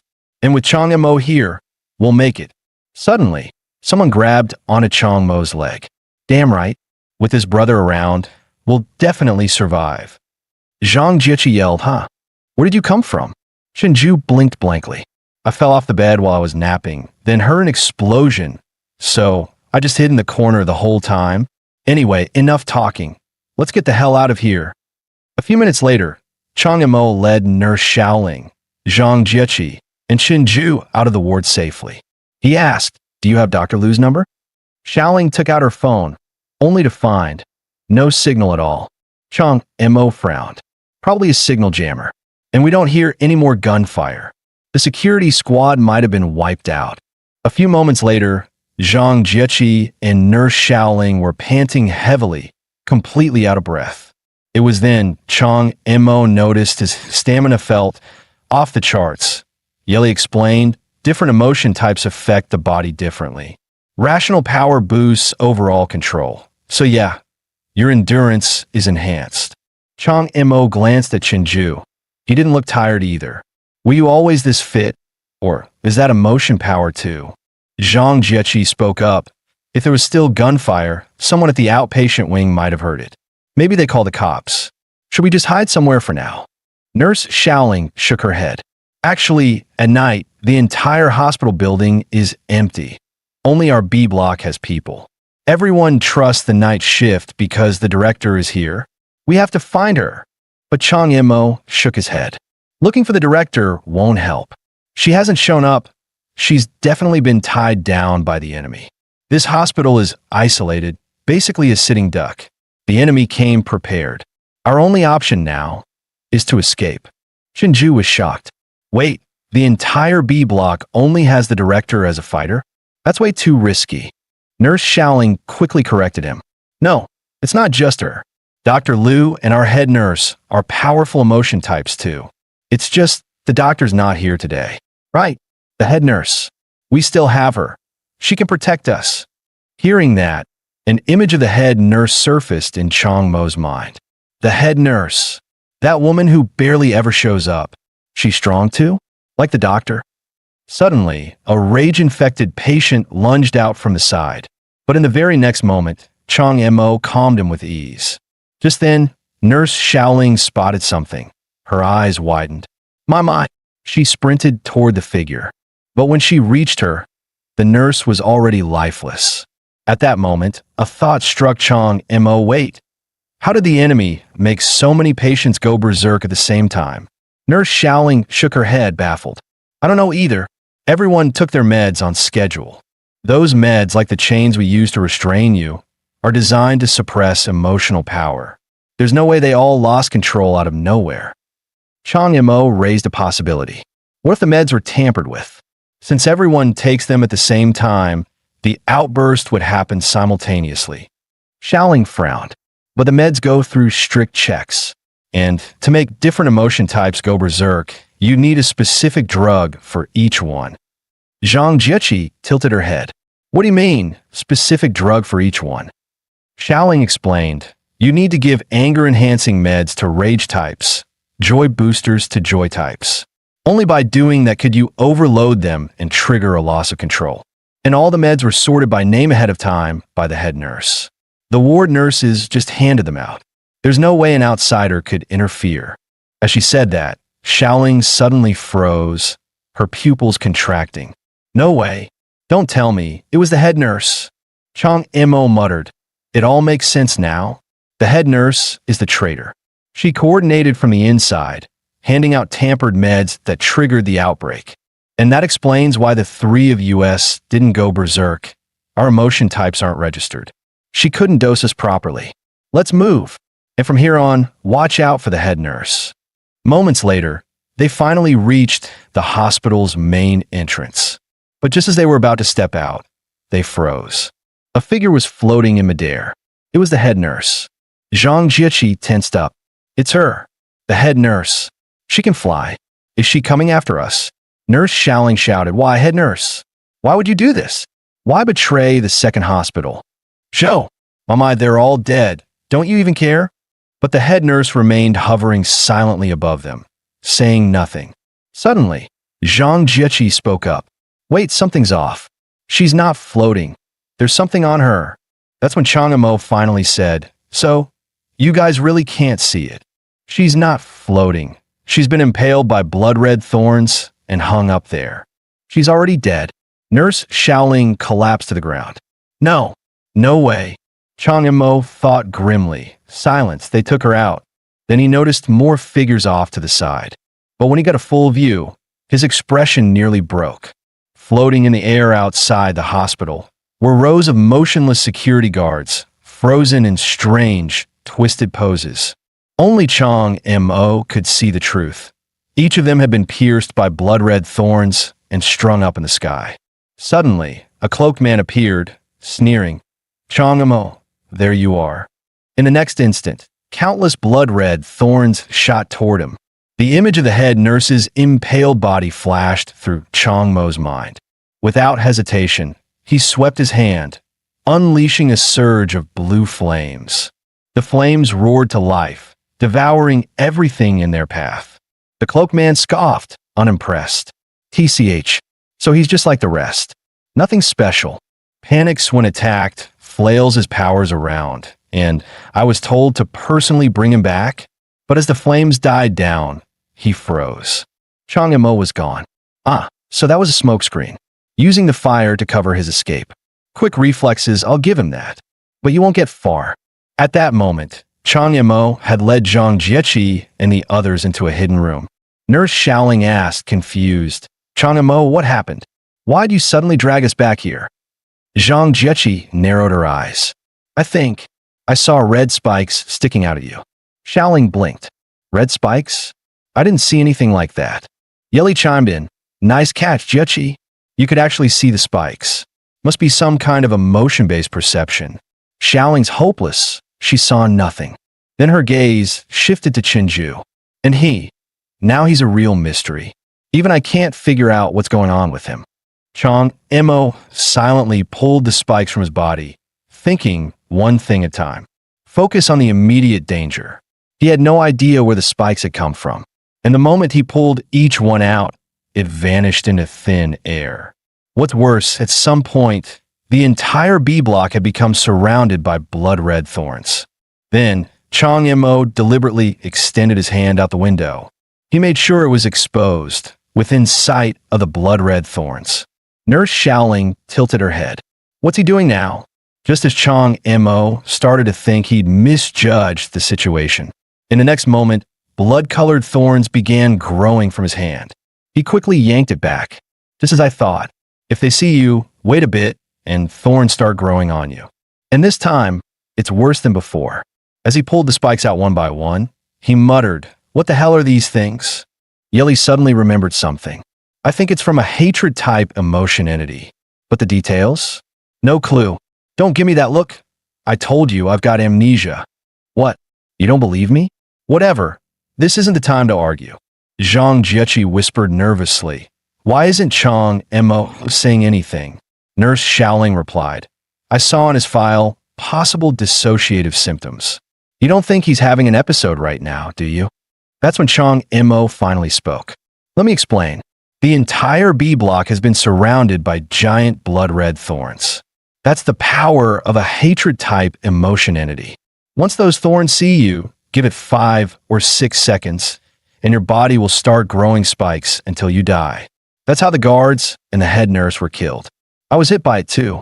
So stay out of their sight, no matter what. Xiaoling suddenly froze. Wait, I remember now. They're the Black Chain cult. We have internal files in the hospital that describe emotion-based organizations, and the Black Chain is one of the major cults.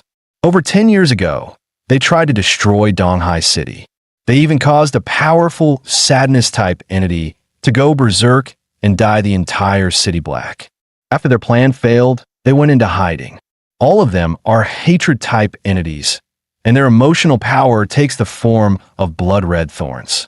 So the infamous Blackened Donghai was there doing all along. Yeli clutched her head, frowning. Black Chain cult.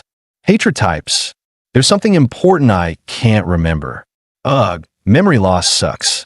Suddenly, blood-red spikes erupted from Chang Mo's body again. Spikes? How? He wasn't even in view of the thorns. And why is he the only one who's been targeted from start? That's when Yeli spotted a faint red dot outside the window. She zoomed in, adjusting her visual focus. Then she saw it clearly, a blood-red eyeball. I see it. That direction. Burn it with fire. Hearing her, Chang Yimou immediately unleashed a burst of flame in that direction. The fire swept across the area in an instant, swallowing the target, followed by a piercing scream. What the hell did I just hit?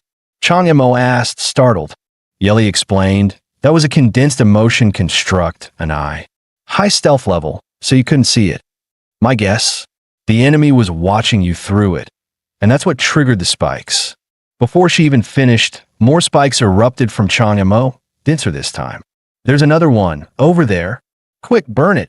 Chang Yimou fired again in the direction she pointed. Nurse Xiaoling panicked. Chang Yimou, what are you doing?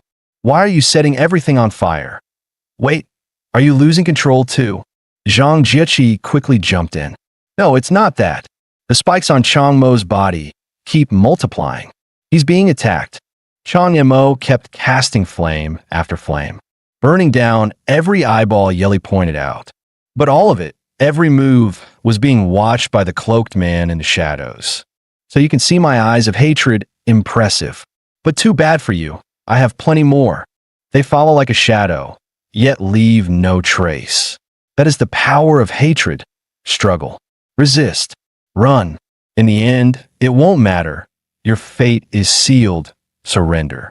Just then, a wave of dizziness slammed into Chang Mo. In the next moment, he collapsed onto the ground. His body was now completely covered in blood-red thorns. Zhang Jieqi screamed through tears. Who is it? Who's doing this to us? But then she saw them. Hundreds, maybe thousands, of crimson eyes staring back at her. Her face went pale.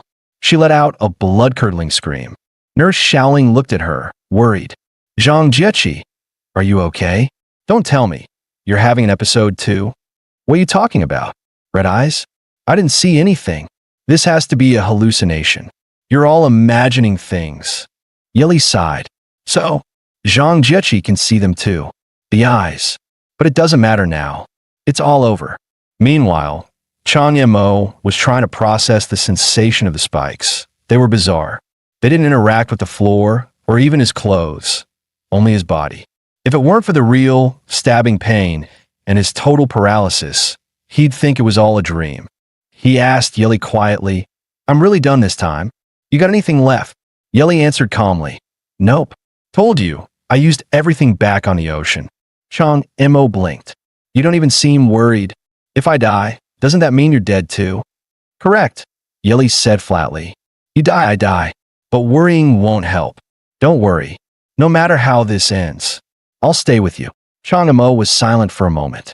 Then he turned to the others. Zhang Jieqi, Shaoling, Chenju, you guys need to leave. I think I was the target all along. The spikes aren't growing anymore, which means they don't want me dead, just immobilized. They're trying to capture me alive. As long as you don't interfere, you might still make it out. Zhang Jieqi spoke up. Yeah, from the start, only Chang Mo was growing those spikes. But just leaving him behind. Before she could finish, Nurse Shaoling cut in, her voice distant, almost blank. Yeah, I should just run. But the very next second, she broke down completely. I can't. I'm scared. Please, someone save us. Anyone. Zhang Jieqi gave her a helpless look. That's when Chenju stepped forward. Without a word, he bent down and lifted Chang Mo off the ground. Chenju, what are you doing? Zhang Jieqi asked in shock that he answered simply, taking him with us. Zhang Jieqi rushed to stop him. You can't. Those red eyes are still out there. If they see us, we'll get hit too. The only reason we're safe is because they're targeting Chang Mo. If we carry him, we'll be next, and we'll never make it out. Chenju just smiled. Come on, be optimistic.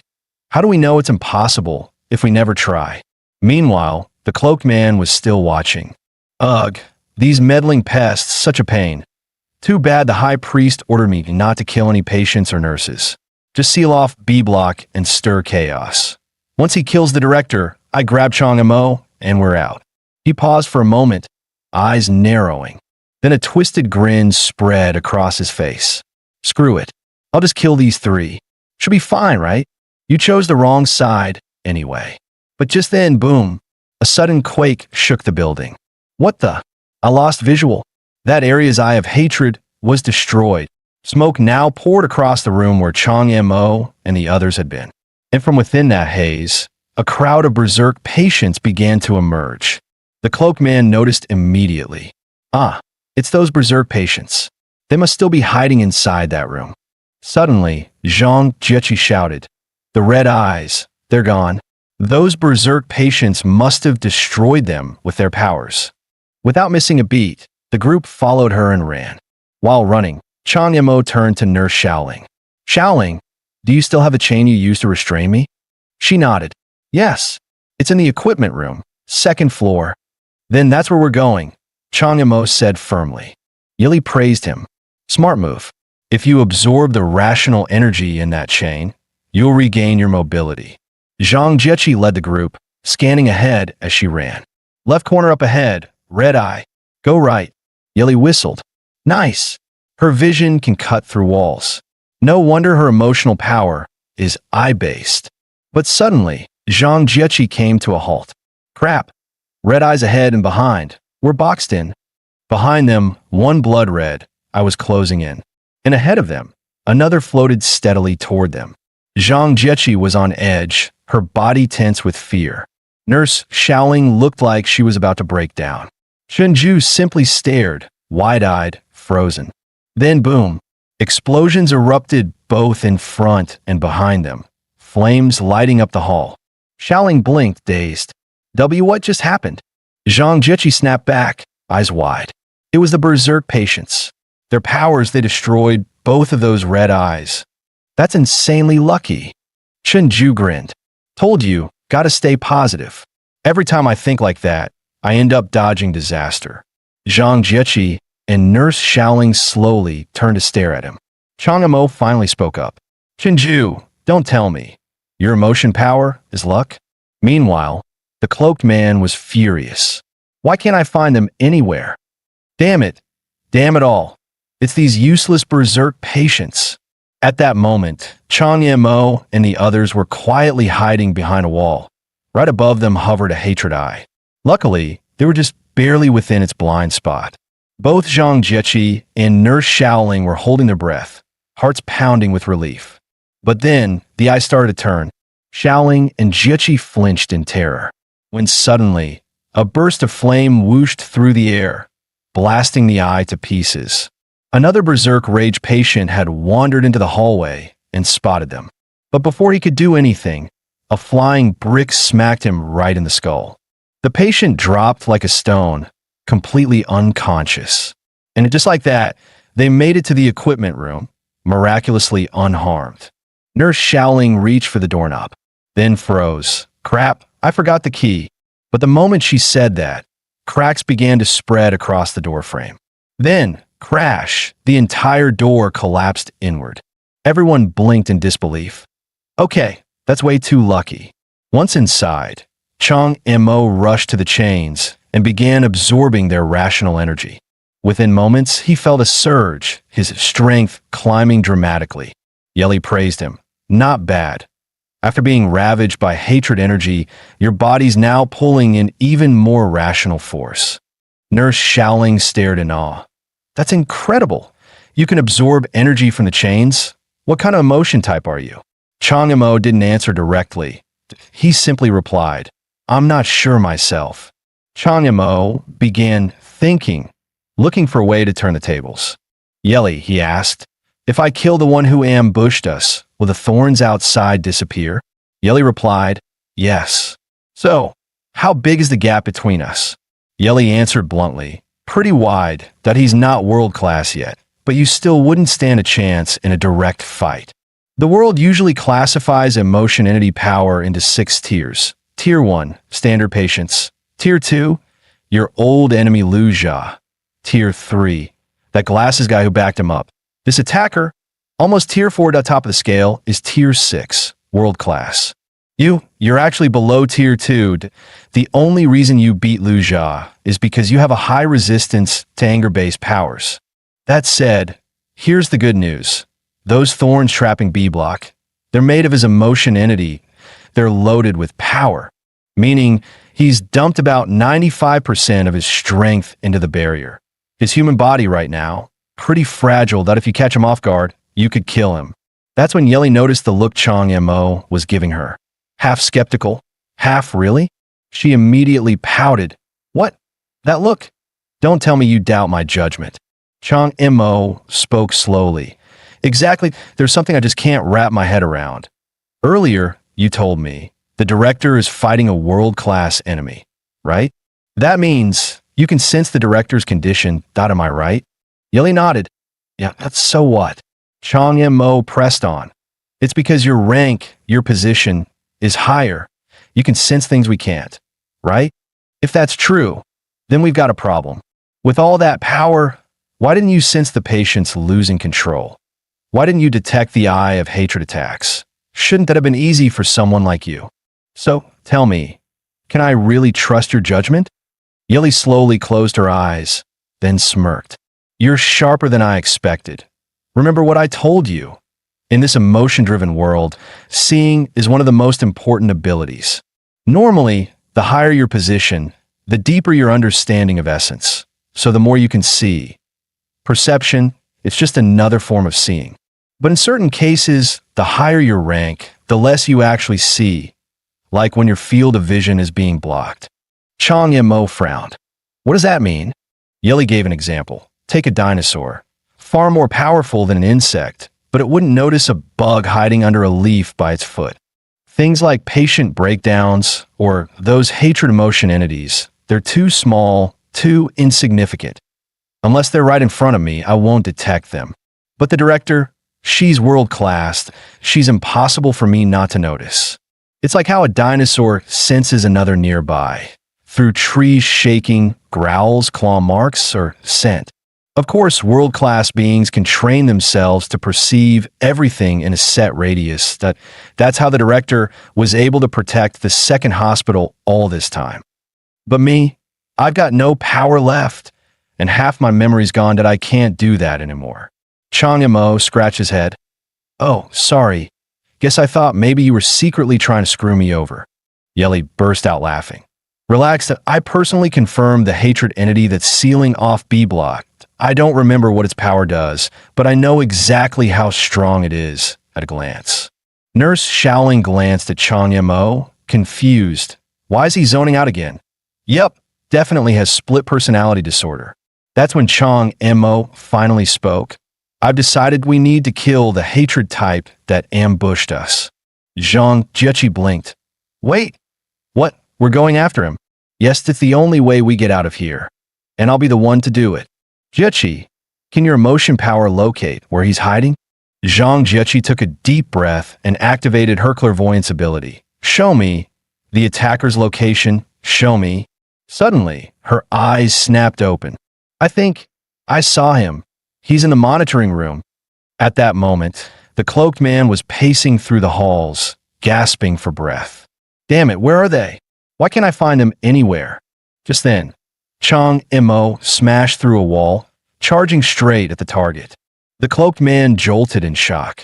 Chang Mo's surprise attack brought him right behind the cloaked figure. With one swift strike, he pierced clean through the man's shoulder. The man's eyes widened in fear. What the? When did he even get here? Chang Mo cursed under his breath. Damn it. He dodged just enough. Missed the heart that can't kill him like that. Suddenly, 4 blood-red thorns sprouted from the man's body. In the blink of an eye, his body shattered. He split into 4 thorns and shot off in different directions. He turned into thorns to escape. That's a thing. Moments later, the cloaked man reformed in another corridor. He gritted his teeth. He said, I don't know how that brat found me, but I don't need to fight him head dash on as long as I see him again. I've got plenty of ways to make him suffer. Just then, the blood-red thorns began sprouting from Chang Mo's body again. But he kept running, never slowing for a second. The cloaked man burst into laughter. Haha, what's the point of running now? You won't escape this time. Behind Chang Mo, several eyes of hatred floated after him, relentless. The spikes on his body multiplied, crawling over him like a living cage. And then, he charged straight at a wall. Crash! He smashed through it, bursting into the room where the cloaked man was hiding. The man's expression twisted. Damn it, I didn't realize he was charging right into my room. But then he sneered and clenched his fist. Humph. You think I'm afraid of you? In the next instant, the thorns on Chang Mo's body exploded outward, lifting him violently into the air, just like how the head nurse was killed. A spike even grew from his mouth, silencing him completely. The cloaked man grinned. Gotta admit, you're tough. Took all those spike hits and still kept moving. But this is where it ends. A blood-red whip of thorns coiled into his hand. Now, enjoy the power of hatred. He laughed maniacally, cracking the whip across Chang Mo's body. Ha. Every hit stacks the pain, again and again. The damage multiplies too. You should have surrendered. But no, you just had to fight back. Now you suffer. Don't worry, you won't die, that you'll just wish you did 100 times over. After what felt like an eternity of agony, the cloaked man finally stopped. TCH, that should do it. After all those hits, you better have learned your place. Yeli stood to the side, quietly watching Chang Mo. Brutal, but honestly, that guy's using less than 1/10 of his real power now. Still, wrapping all those chains around yourself. So when you're injured, they feed you rational energy to heal. That's actually pretty clever. And after all that beating, your body's starting to develop resistance to this tier of hatred energy. It's time to strike back. The next moment, the thorn shattered. Rational flame erupted from Chang Mo's body, burning away every last thorn wrapped around him. In a flash, he leapt right in front of the cloaked man, 2 fingers extended, glowing with concentrated rational force. The cloaked man clenched his jaw, eyes narrowing with rage. Then they clashed. The whip of thorns cracked wildly, slashing toward Chang Mo over and over. But Chang Mo countered each strike, unleashing wave after wave of pure, rational power. Chang Mo pressed the attack, while the cloaked man kept scrambling to retreat. "What the hell?" the man growled. "This brat's emotional energy, it's not going down at all. And worse, my attacks are losing effectiveness. It's like his defense keeps getting stronger. Damn it. If this keeps up, I'm the one in danger." In a flash, he split into 4 blood-red thorns once again, shooting off in 4 different directions. "Oomph. I don't know what you are, but I don't need to fight you head-on. 4 directions. You can't stop them all. Right here while I enjoy watching you die slowly." Just then, a burst of blue flame slammed into one of the escaping thorns. A blob of black ink struck a second thorn, eating away at it on contact. A red fireball exploded against the third thorn, incinerating it instantly. And the fourth was intercepted mid-flight by a shimmering energy barrier and shattered into nothing. Black ink fired at a disintegration barrier. They were all emotion powers from the patients. They'd all attacked together and completely blocked every escape route. The cloaked man's face twisted. "What? That timing impossible. Damn it. No, wait. They don't have emotion beasts hovering over them. They're not out of control. What the hell is—" But he never finished the sentence. Chang Mo's fingers slashed through the air, and in the next instant, the man's head was sent flying. As his body hit the ground, some cheered in excitement. "Yes, we did it." Others shuddered, whispering, "We just killed someone," while a few spat out coldly, "Serves him right." Through the headset came Zhang Jiechi's excited voice. "No way. You guys really took down the boss. Chang Mo, how did you even think of that? Making the patients regain their senses and come help." Chang Mo replied, "Chinju happened to spot the intercom equipment in the supply room. That's how the idea came to me. But the real credit goes to you. Without your sight power guiding us, we never would have pulled it off." Zhang Jiechi chuckled modestly. "Hey, you flatter me." Meanwhile, Yili fixed her gaze on the cloaked man's severed head and sneered. "You people really lucked out. This guy died without ever unleashing his power. Otherwise, even if you all went in together, you'd be corpses by now. Dying without firing your ultimate, huh?" Then Zhang Jiechi asked nervously over the intercom, "So what's our next move?" Chang Mo glanced outside and answered, "The thorns are already fading. We'll regroup and get out of here. The danger's not over. The Dean is still fighting the enemy, and there might be more waiting outside." Zhang Jiechi pressed anxiously. "Then what do we do?" Chang Mo analyzed. "The second wing's comms are being jammed. That's why we couldn't make any calls earlier. We need to get beyond the jamming field. Then we can call Dr. Liu. The enemy striking while Dr. Liu was away isn't a coincidence. Only when he returns can we truly break this deadlock." Just as they prepared to leave, a furious roar echoed. "Bastards! Bastards!"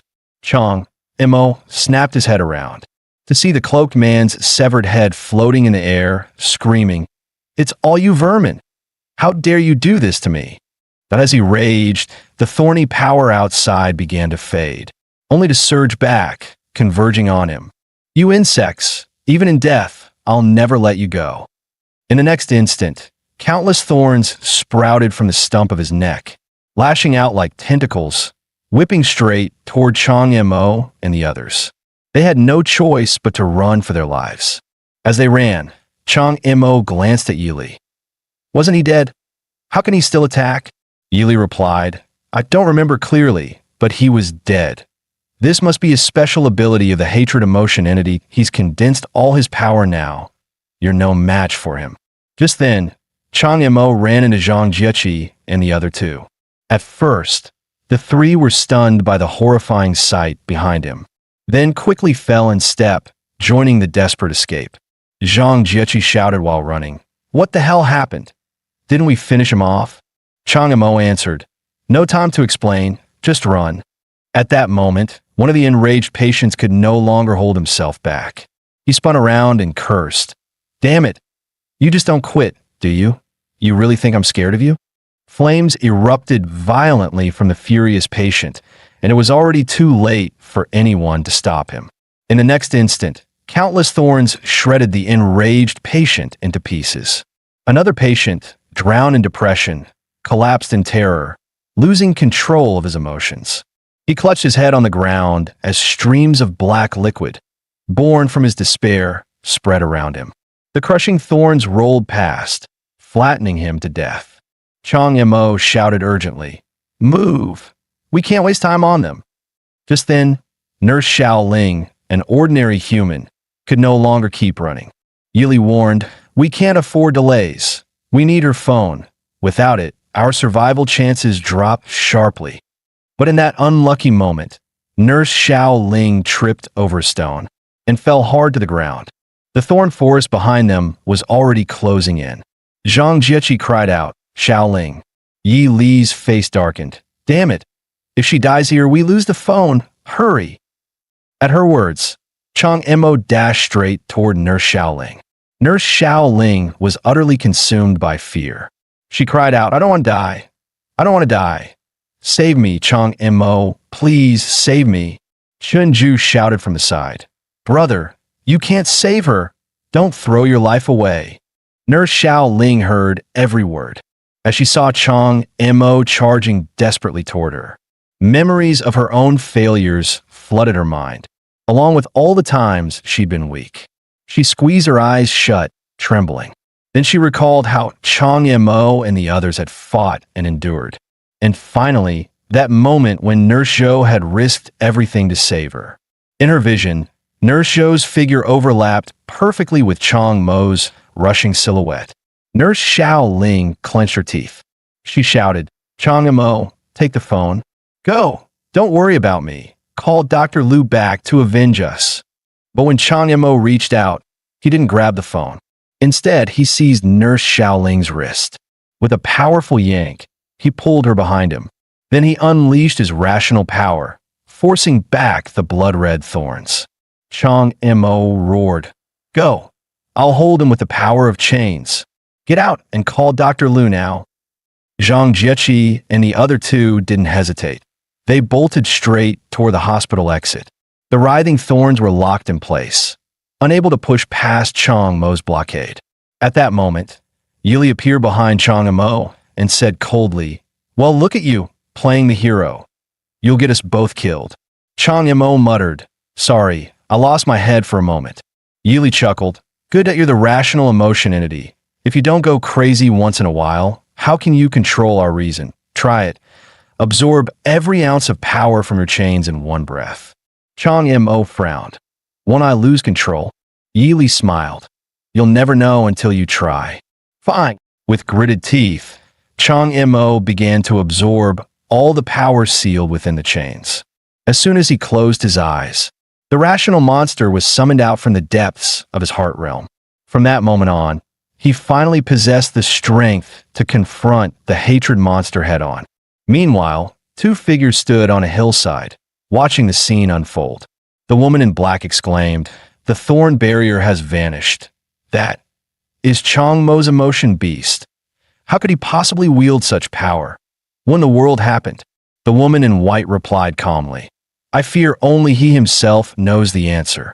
The woman in black pressed urgently, "The situation has changed.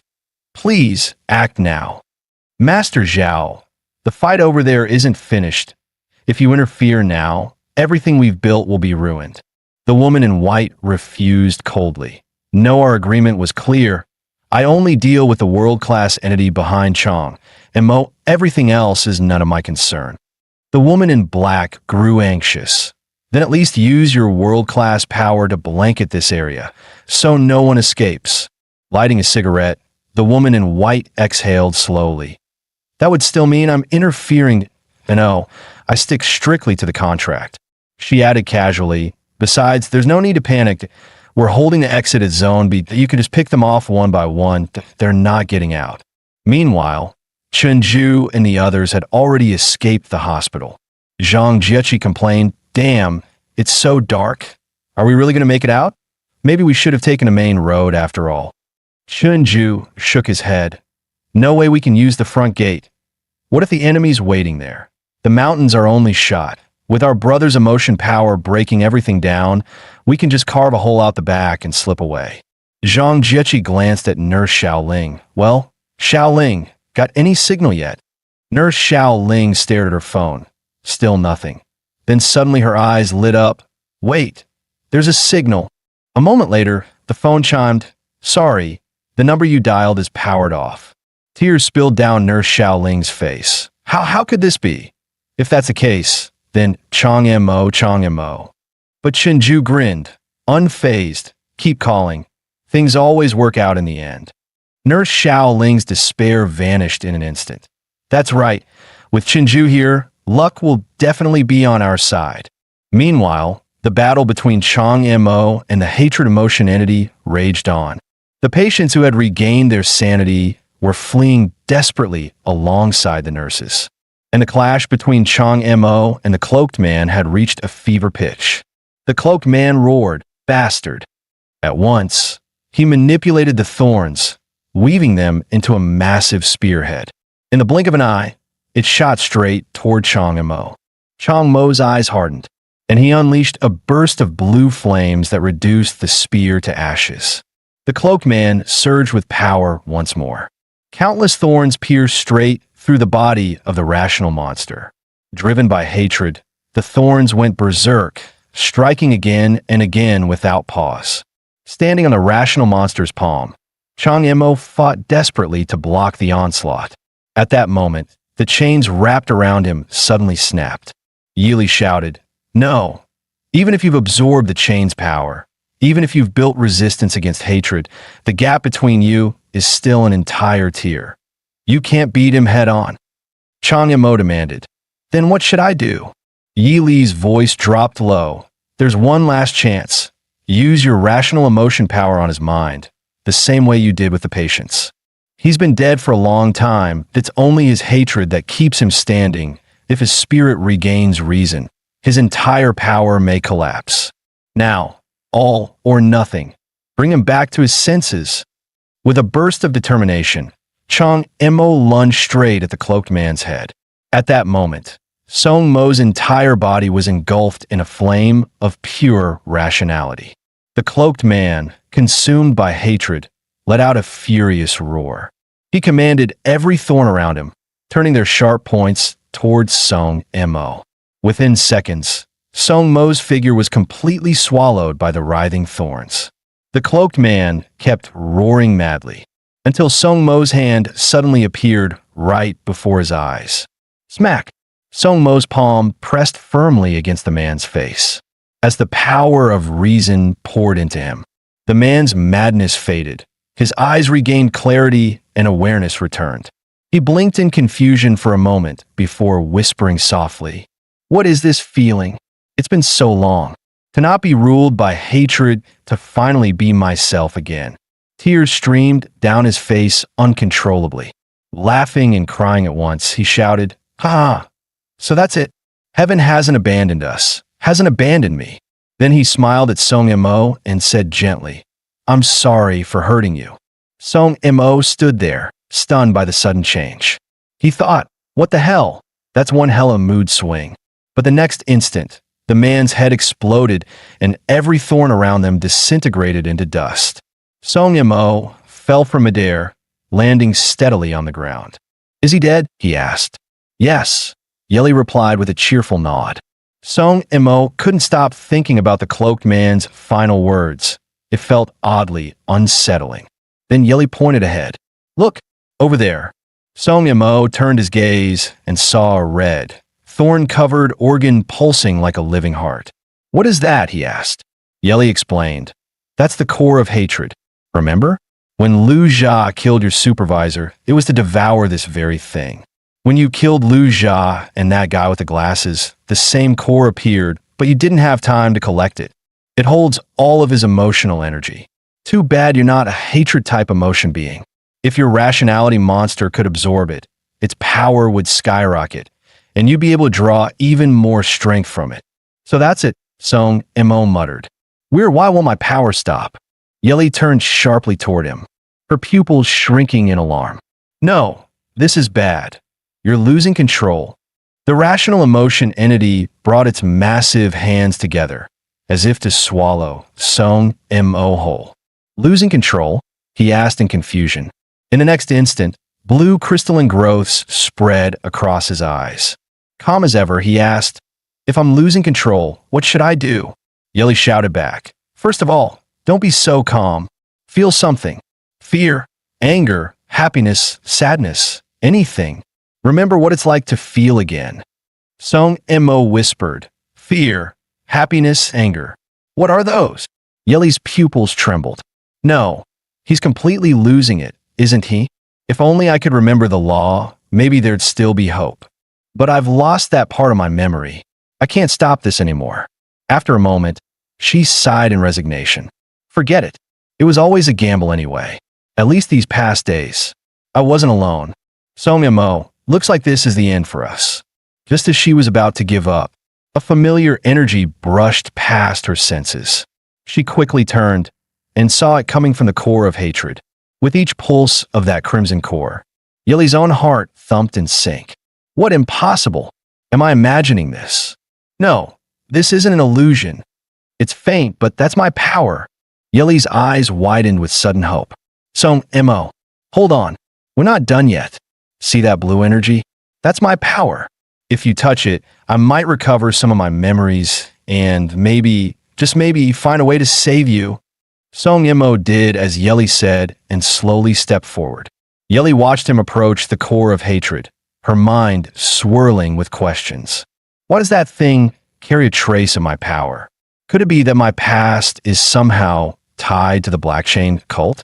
By now, Song Mo was only inches away from touching the core. The moment his fingertips brushed against it, a burst of blinding white light exploded outward. In an instant, the light swallowed them both whole. The next second, a vivid vision unfolded before their eyes. Inside a grand cathedral, countless believers were shouting in unison, "Long live the High Priestess!" But the moment the woman on stage raised her hand, the hall fell silent. Her crimson lips curved as she spoke, calm and cold. I founded the Black Lotus cult. I saved you all. But that isn't enough. To restore true rationality to this world, we must destroy Donghai City. Song Mo froze where he stood, eyes wide in disbelief. Wait, Yili? The founder of the Black Chain cult? He remembered what Nurse Shaoling once said, that more than a decade ago, the cult tried to destroy Donghai City, unleashing a monstrous sorrow entity that drowned the entire city in darkness. Song Mo stared at Yeli in utter shock. 10 years ago, the one who tried to destroy Donghai City was her. She caused the depression entity to lose control, turned Donghai into the Black Sea. Who is she, really? What is she after? Their consciousness snapped back to reality. Song Mo's rationality entity went completely berserk. His body sprouted jagged stone-like growths once more, until he collapsed helplessly to the ground. Yeli looked at Song Mo. Don't rush. I remembered something. I remember how to save you. She lifted the core of hatred and said, eat this. You don't need much, just one bite. It will save you. Song Mo stared at her, but didn't speak right away. He only noticed a faint smile tug at the corner of her mouth. The core writhed in their hands. And for a moment, both Song Mo and Yeli were silent. After a beat, Song Mo exhaled, then opened his mouth. All right then. Too bad I can't move. Could you feed me? Yeli leaned in and placed the core into Song Mo's mouth. He bit down and swallowed it. The next instant, Song Mo felt a surge of new power inside him. His body stood up on its own, and blood began to appear across his skin. A torrent of blood burst forth. Then thorns sprouted all along his arms. and even his feet erupted with barbs, his whole body bristling with spikes. Song Thimo turned his head toward Yeli, who said nothing. Only that small, knowing smile remained. He was about to ask what had happened when the thorns suddenly surged outward from his body, and the stone-like growths that had encased him vanished. Song Mo collapsed to the ground, gasping for air. Yeli approached and cradled his head, resting it on her knee. "Thank you for trusting me," she whispered. Song Mo managed a wry smile. "Don't get sentimental. I had no choice." A queenly edge crept into Yeli's expression. "Rest now, rationality entity. There's no need to run anymore." Song Mo said, "So after all this fuss, you're the founder of the Black Chain cult? But you were supposed to have been missing for years. Can you still command them?" Yeli replied, "Probably not. I remembered a bit. After the attempt to destroy Donghai City failed, the cult fractured. The world-class hatred entity that showed up this time was once led by Zhao Yin, the main opposing faction leader back then. If you'd fallen into his hands, you wouldn't have ended well." Song Mo panicked. "Then what are you waiting for? Run." But Yeli replied calmly, "There's no need. We can't escape anymore." The next instant, Zhao Yin appeared beside them. He uttered just 3 words, "It's over." Meanwhile, elsewhere, the director of the second hospital was suspended midair by massive thorn vines of hatred. The director glared upward, furious. "Damn it, get back here." The whole scene was clearly visible through a pair of binoculars. The woman holding them, an observer stationed at the perimeter, muttered, "Isn't the cult master being reckless? The director's still alive, and he went after Song Mo instead? The main target of this operation is the director. What if she survives?" The white-clad woman beside her answered coolly, "You don't understand the power of a hatred entity. She's been fighting Zhao Yin for too long. Her body's overloaded with hatred energy. For now, she's running on adrenaline, pure emotional overdrive. But once that fades, the hatred will consume her from within. Even if Zhao Yin does nothing, she'll still die. It's irreversible." Still, Zhao does seem a bit impatient. He seems rather interested in Song Mo, doesn't he? "Forget it. We're done here." Beneath their feet lay 5 corpses, people who had tried to escape. At the same time, inside the Donghai City Emotion Management Bureau, in a tightly sealed conference room, tension filled the air. Dr. Liu finally lost her patience. How long is this damn meeting going to drag on? She reached for her phone to sneak a break, but someone stopped her. "Dr. Liu, this is a classified meeting. Please keep your phone off." Dr. Liu gritted her teeth. "Oh, just because there's more of you, I can't do anything about it, huh?" The man replied flatly, "Endure it. We're all emotion entities here. Can't you handle a little discomfort?" Suddenly, Dr. Liu stood up. The bureau chief tensed immediately. "Dr. Liu, where are you going?" "The bathroom, all right? Or do you plan to follow me there too?" The chief had no comeback. Moments later, Dr. Liu finally pulled out her phone inside the women's restroom stall. "Seriously, if this meeting keeps going, I'm going to lose control." Just as she powered it on, Nurse Xiaoling's call came through. Dr. Liu answered. Her pupils shrank sharply. "What? The second hospital was attacked? The guards are all dead, and the director's been captured?"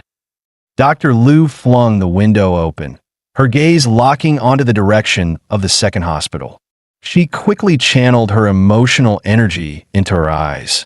A red glow spread across her pupils as her vision stretched outward, slicing through the skyline straight toward the hospital. In the next second, the 2 familiar towers of the second hospital came into view. The director's emotion entity still floated high above the complex like a colossal guardian shadow. Dr. Liu let out a small breath. "Good, the director's monster is still there. Maybe it's not as bad as I thought." But the relief lasted only a heartbeat. "Wait, what's that?" The entity's entire body suddenly erupted in writhing black thorns. Dr. Liu's pupils turned crimson. Damn it! With a deafening boom, the restroom wall exploded outward. From a meeting room came a chorus of screams.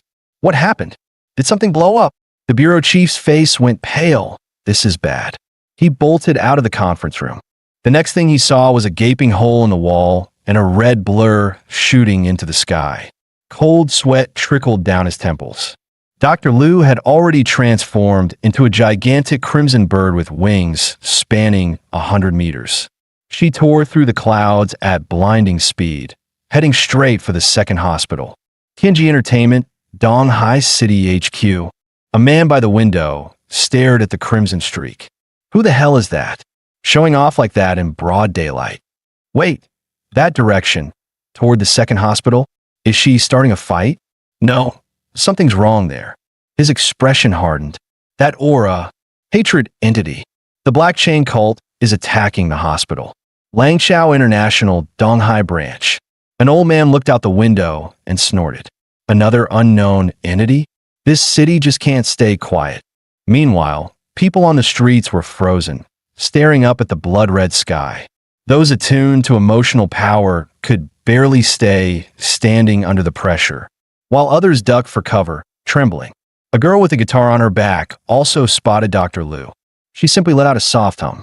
Meanwhile, Nurse Xiaoling wasn't sure if Dr. Liu could make in time. Chen comforted her. Don't worry. She'll be fine.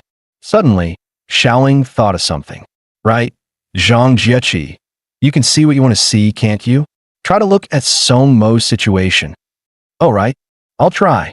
Zhang Jieqi focused her mind intensely. Moments later, she saw Song Mo being captured by the cult master of the Black Chain. She gasped, oh no, Song Mo's being taken.